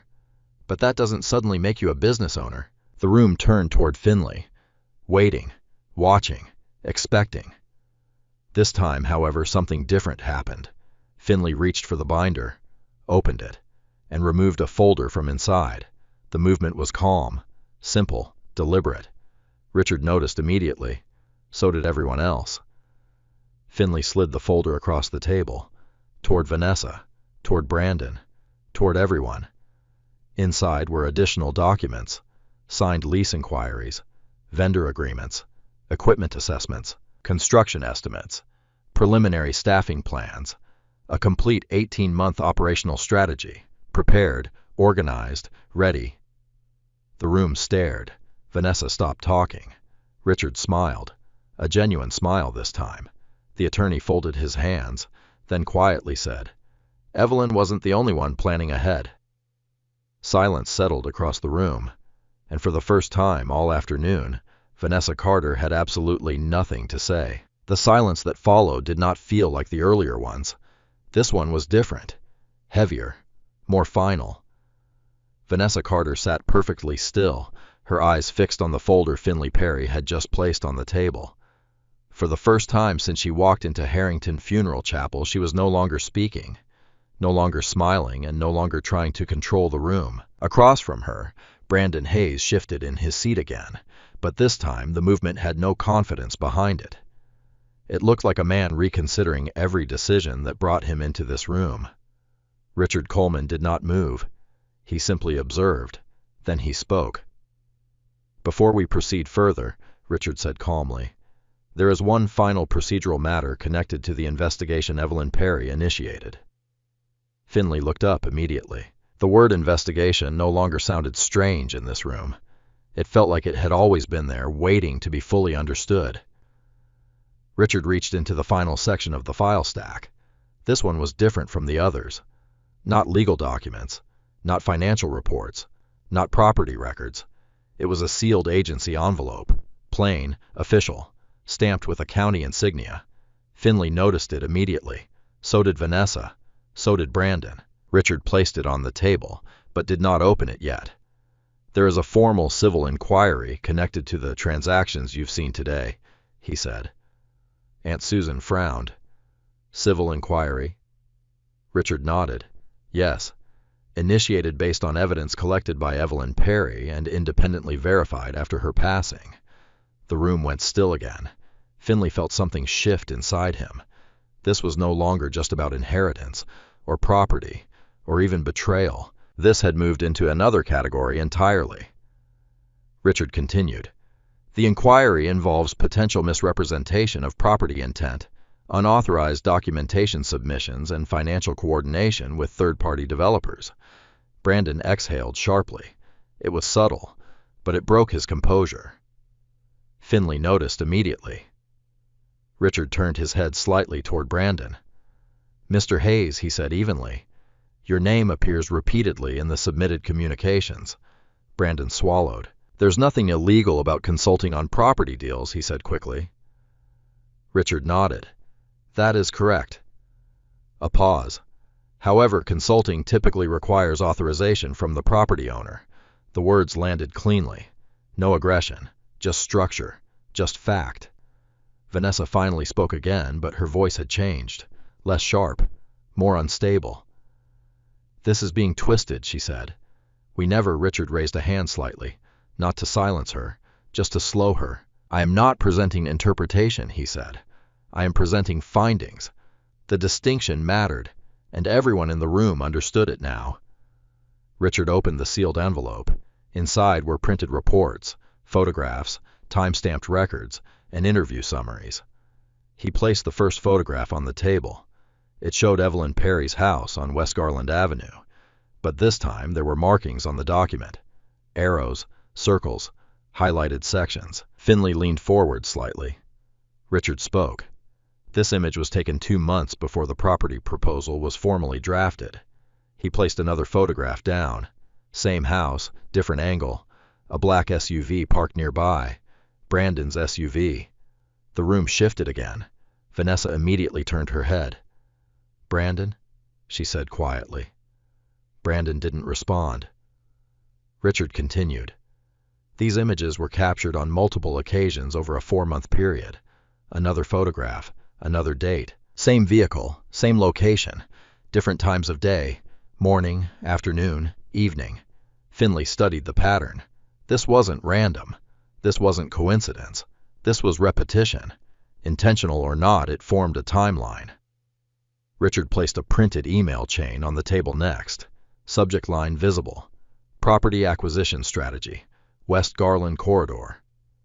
Finley felt his chest tighten slightly. The words were familiar now. Too familiar. Richard continued. These communications reference anticipated availability of Evelyn Perry's property prior to any official listing or authorization.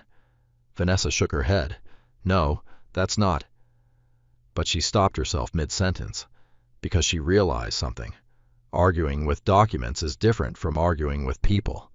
Documents don't change their wording. Richard continued. There are also financial references linked to preliminary valuation estimates. He turned another page. Estimates that were conducted without owner consent. The room went silent again. A different kind of silence this time. Less emotional, more legal.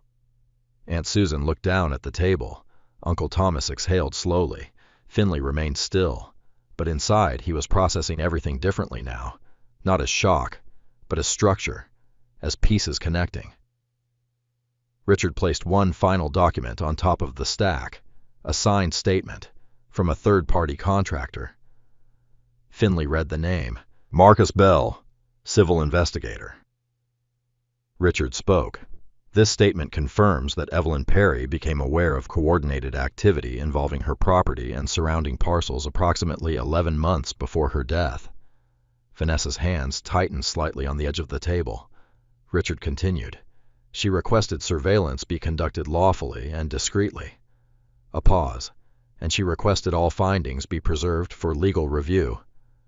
Finley looked at the documents again. His mother hadn't been reacting.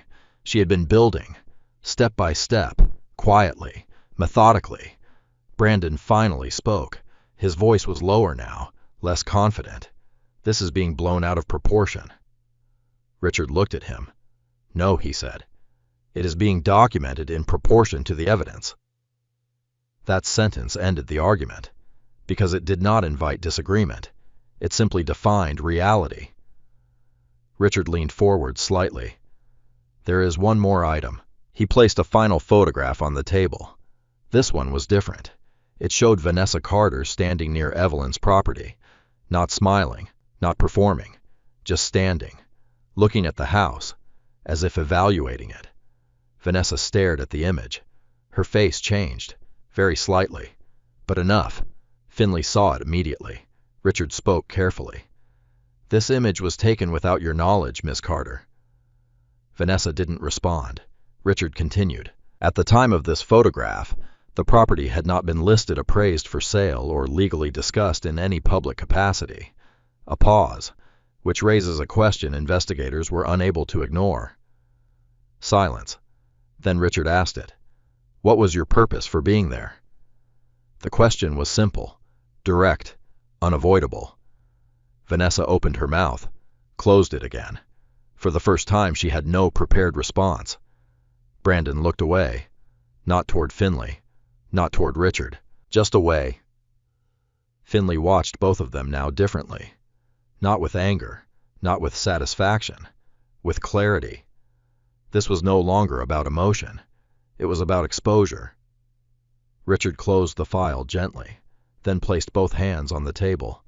The civil inquiry will continue independently of this estate process, he said. A pause. However, all findings have been forwarded to the appropriate authorities. The words were calm, but final. Vanessa slowly leaned back in her chair. For the first time, she no longer looked like someone trying to win. She looked like someone realizing there was nothing left to win. Brandon shifted his chair slightly away from her, just a few inches, but enough to notice. Finley saw it. Everyone saw it. Richard gathered the remaining documents, then looked at Finley. "There is one final matter," he said. Finley nodded slightly. Richard continued. "Your mother anticipated this moment." Finley frowned slightly. "What moment?" Richard answered simply. "Today." He placed a small key on the table. Old, brass, worn at the edges. "This key belongs to a storage unit registered under Evelyn Perry's name." Finley stared at it. Richard continued. "She instructed that it be given to you only after all legal proceedings were presented." A pause, and only after every person involved had been present.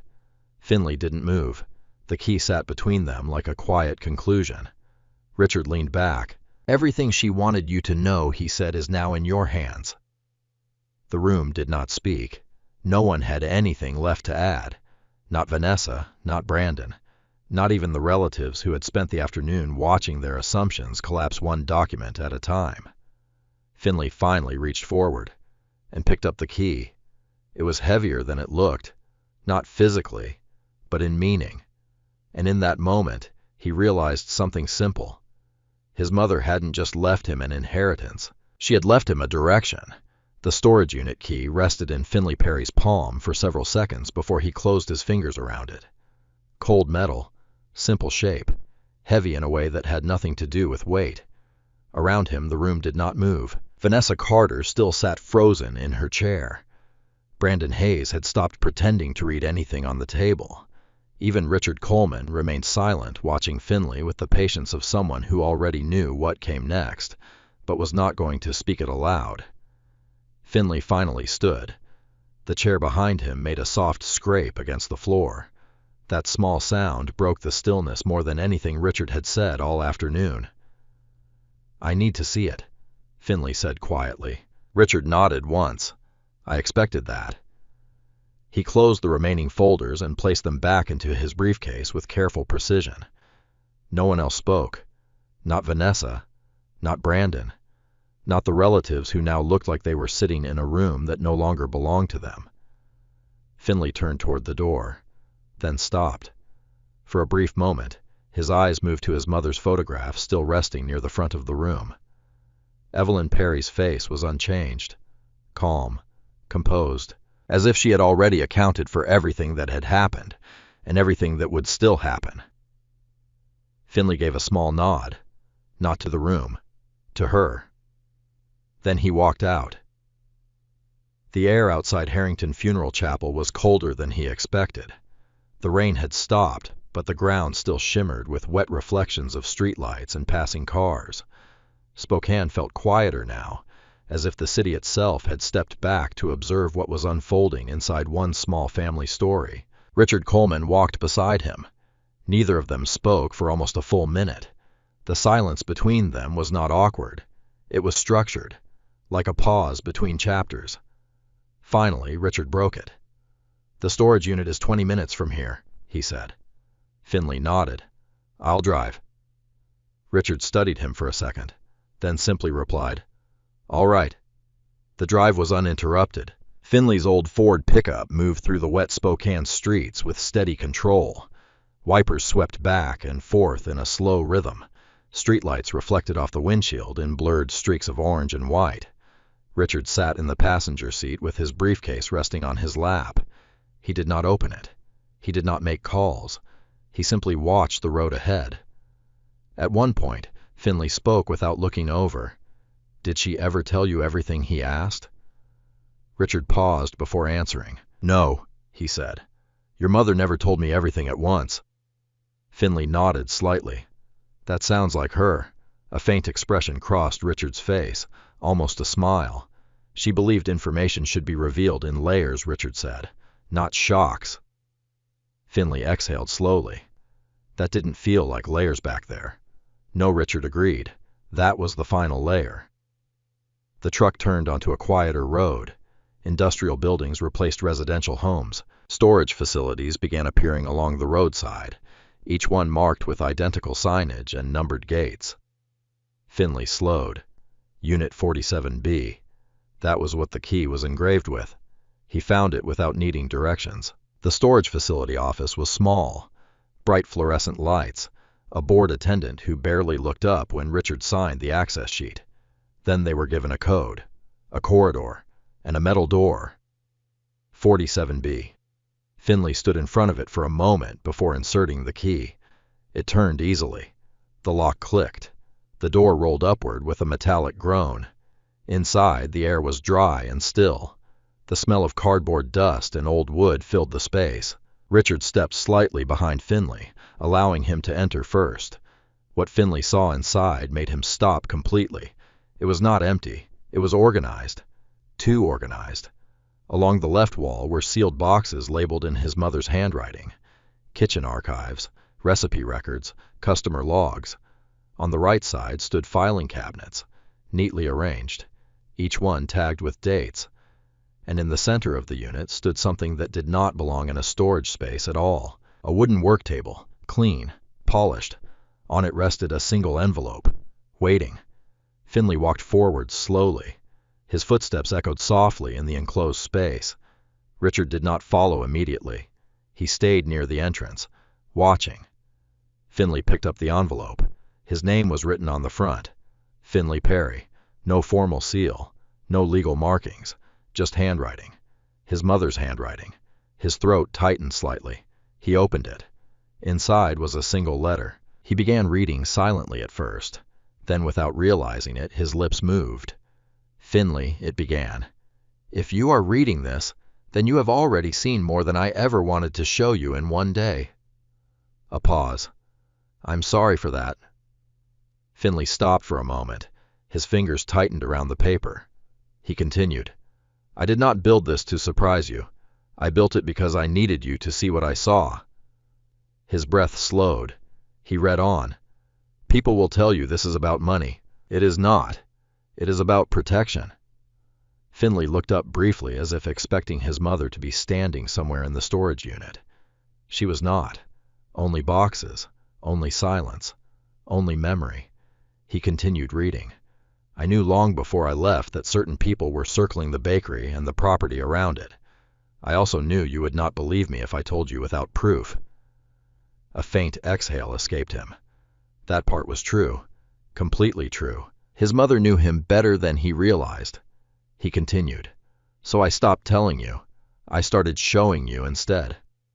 Finley lowered the letter slightly. His eyes moved across the room. The filing cabinets, the boxes, the table. Everything had a purpose. Everything had been planned. He read the next line. I did not want you to inherit confusion. I wanted you to inherit clarity. A long pause.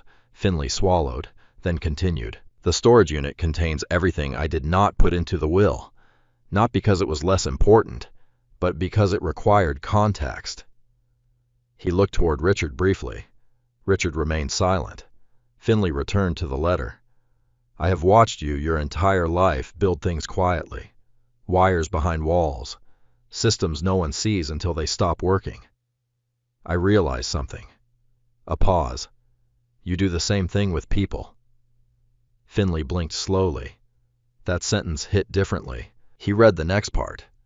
You fix what is broken without asking for recognition. You hold things together without asking for credit, and you assume that means no one notices. Finley closed his eyes for a moment. His grip tightened again. Then he continued. I notice. The words were simple, but they landed with weight. He opened his eyes. The storage unit felt quieter than before. Even the hum of fluorescent lighting seemed distant. He read the final section. The bakery is not your burden. It is your responsibility if you choose it. If you do not choose it, I will not be disappointed. But I believe you will. A pause. Because I did not raise someone who runs from work that matters. Finley lowered the letter slightly. His chest felt tight, not painful, just full. He looked at the table, at the cabinets, at the history his mother had built around him without his knowledge. Then he spoke quietly. She planned all of this. Richard nodded. Yes. Finley shook his head slightly. That's not planning, he said. That's building a future I didn't know I was living in. Richard did not respond immediately. Then he said, That's what she was best at. Silence returned. Finley looked at the envelope one more time, then placed it down carefully. He stepped back. The storage unit suddenly felt smaller, but not empty. For the first time all day, Finley understood something clearly. Everything his mother had done, every document, every photograph, every hidden account, every carefully placed instruction, had never been about exposing Vanessa or Brandon. It had been about something else entirely, making sure he was ready, even if he never knew he was being prepared. Finley turned slightly toward Richard. "What happens now?" he asked. Richard closed the storage unit door halfway, leaving a sliver of light inside. "That," he said calmly, "is up to you." Finley looked at the closed space, then at the key in his hand, and for the first time since the funeral began, he was not thinking about what had been taken from him. He was thinking about what was still being handed to him. Finley Perry stood in front of the storage unit door long after Richard Coleman had left him alone inside.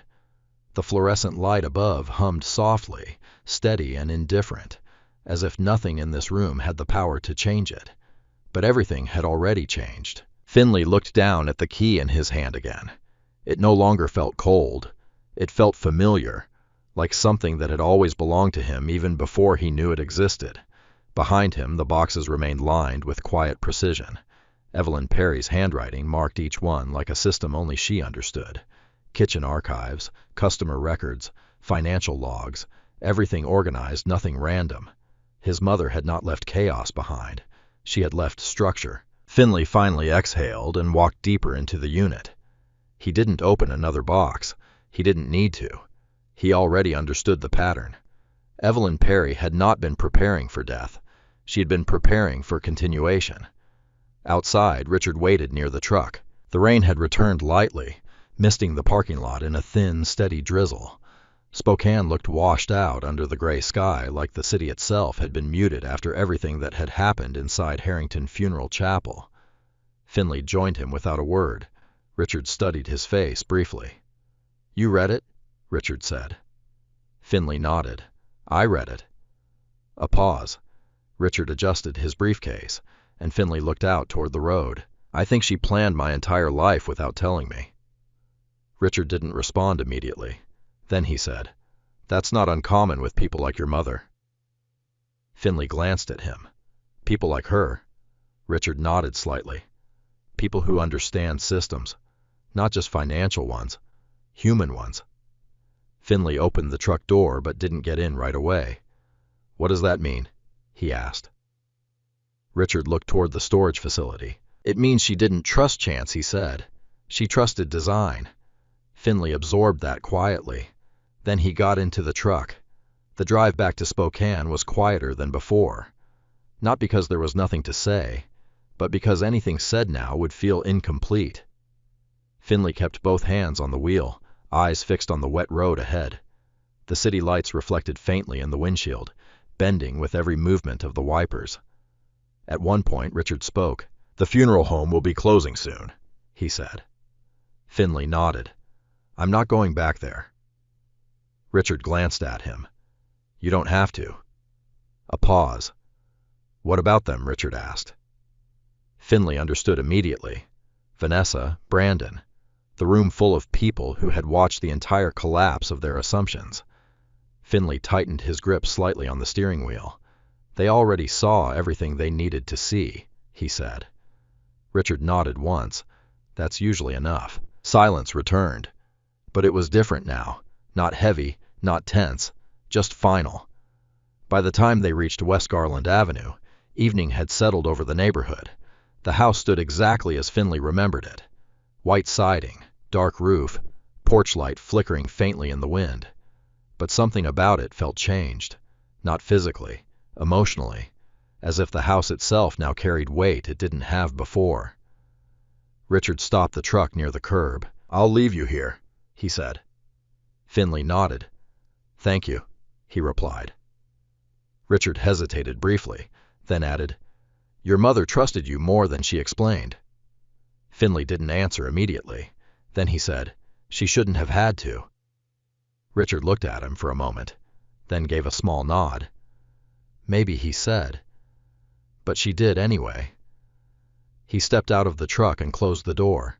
The truck remained idling for a few seconds before Richard walked away down the sidewalk, briefcase in hand, disappearing into the dim evening light. Finley stayed inside, watching the house. He didn't go in right away.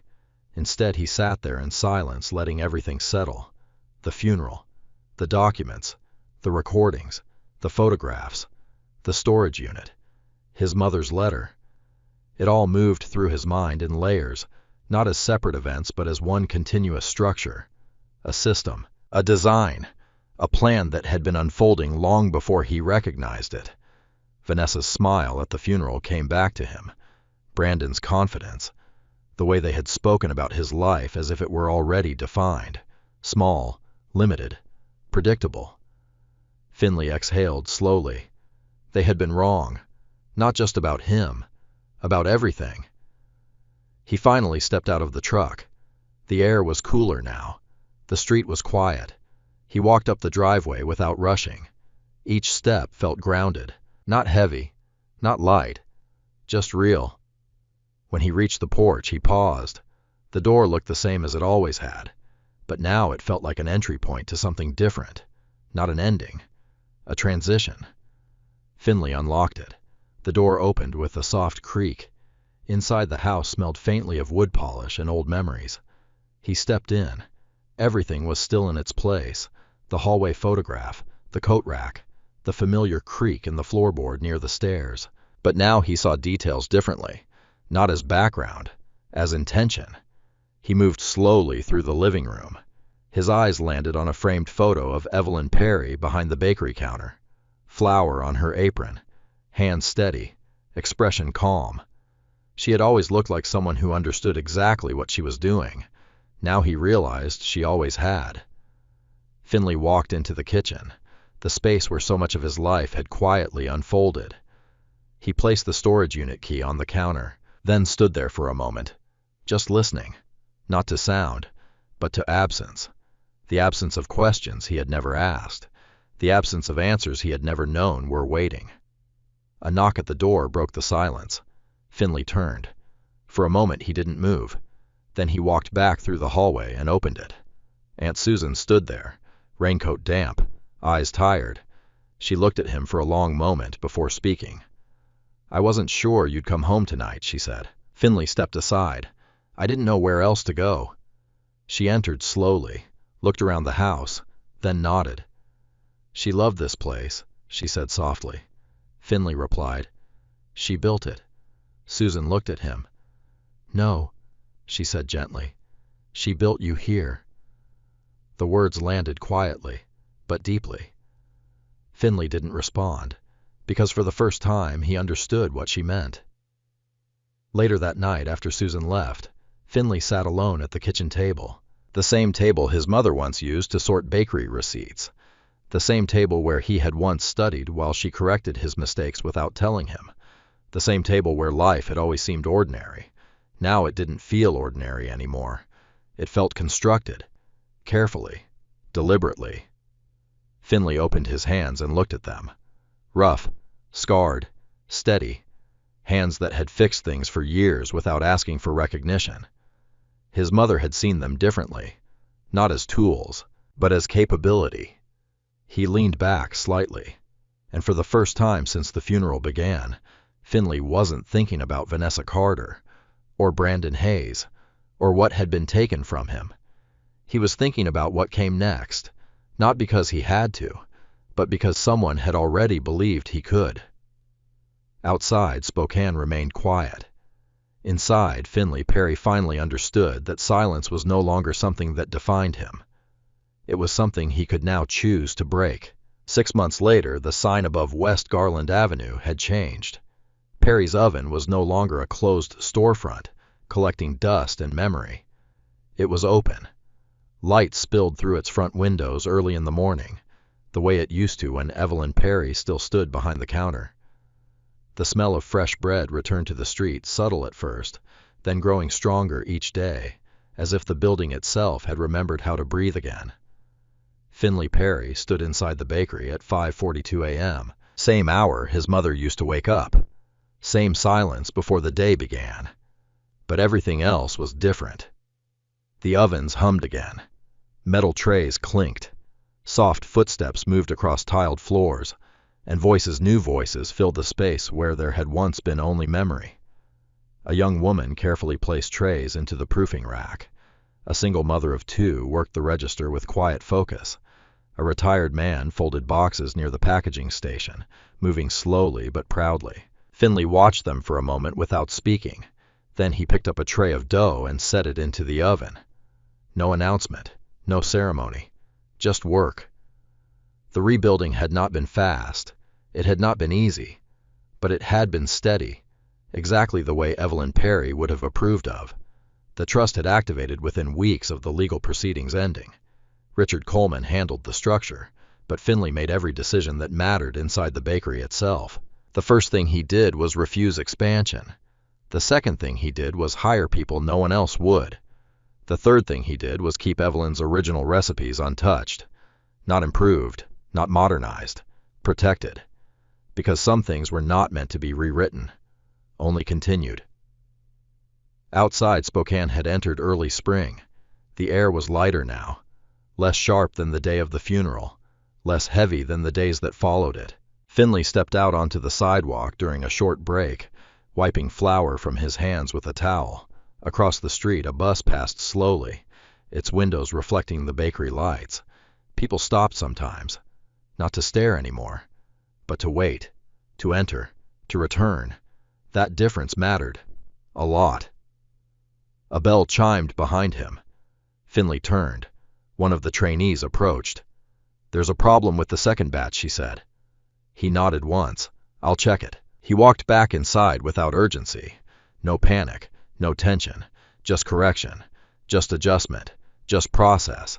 That was something his mother had taught him without ever explicitly saying it. Problems were not events. They were instructions. Later that afternoon, Finley stood alone in the back office. The same office Evelyn once used to track orders, payroll, and supply deliveries. Now it held something else. A framed photograph of her sat on the desk. Next to it, a small handwritten note he had found in the storage unit. "Let them learn slowly. That's how they stay." Finley looked at it for a moment, then sat down. For the first time in months, he allowed himself to think about everything that had led here.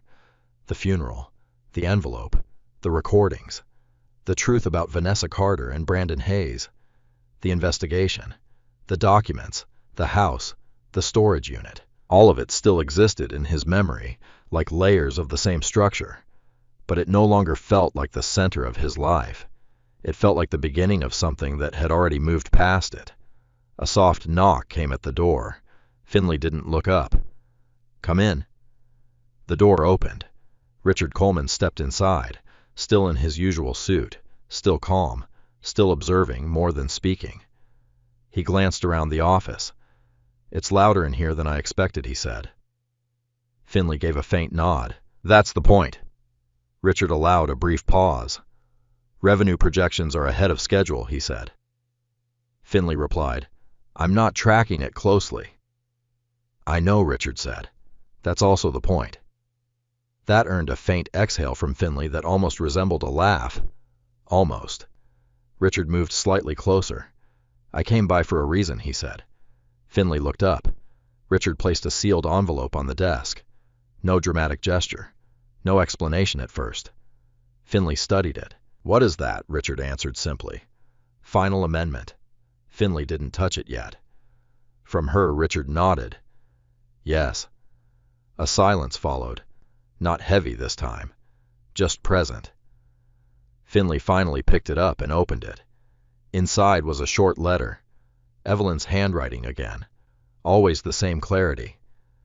He read silently at first, then aloud without realizing it.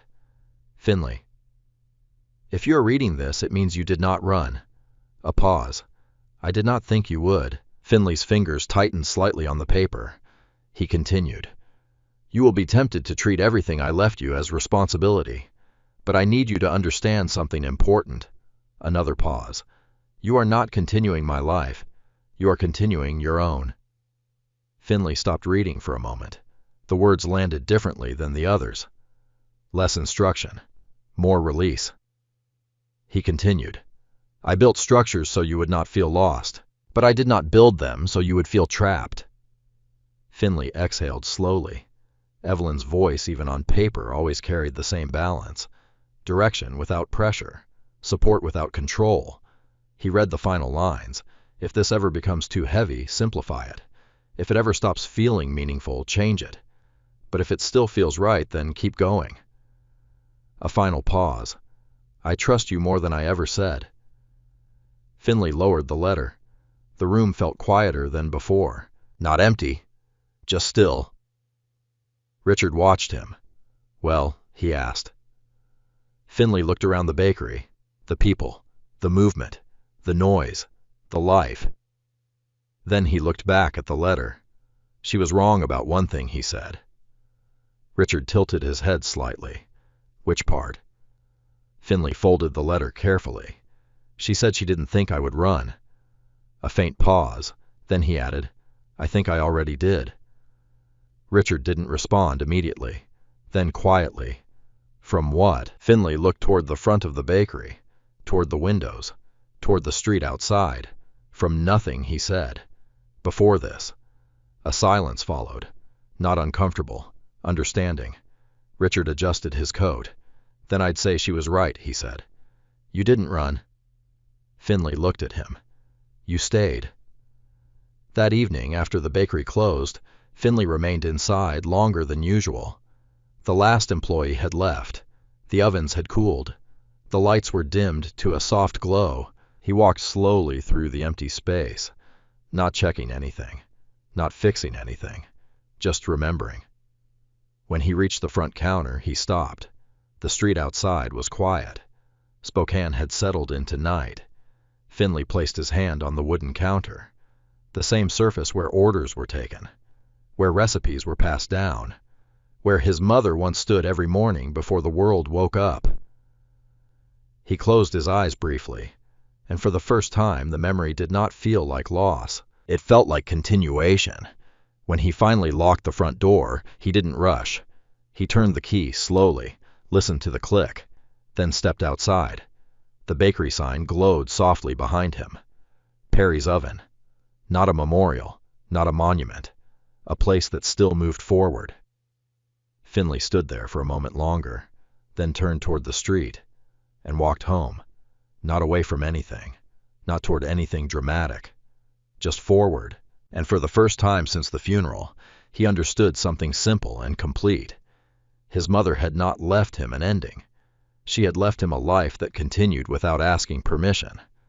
Evelyn Perry's story was never about inheritance or conflict. It was about how quiet preparation can shape outcomes more powerfully than loud reactions ever could. Finley did not win anything in the traditional sense. He simply arrived at a truth that had been waiting for him long before he understood it. In real life, people often mistake silence for weakness and patience for inaction. But some of the strongest foundations are built without noise. They are built in repetition, responsibility, and consistency long before recognition ever appears. Maybe you have been in situations where others underestimated you, or where life moved in ways you did not immediately understand. This story asks a simple question. What if what you are building quietly right now is already enough, even if no one sees it yet? Tell me in the comments where you're watching from and what time it is for you right now. I read them all. And if you enjoy stories about hidden truth, quiet strength, and justice revealed at the right time, subscribe, because the next story is already waiting, and it starts where no one expects.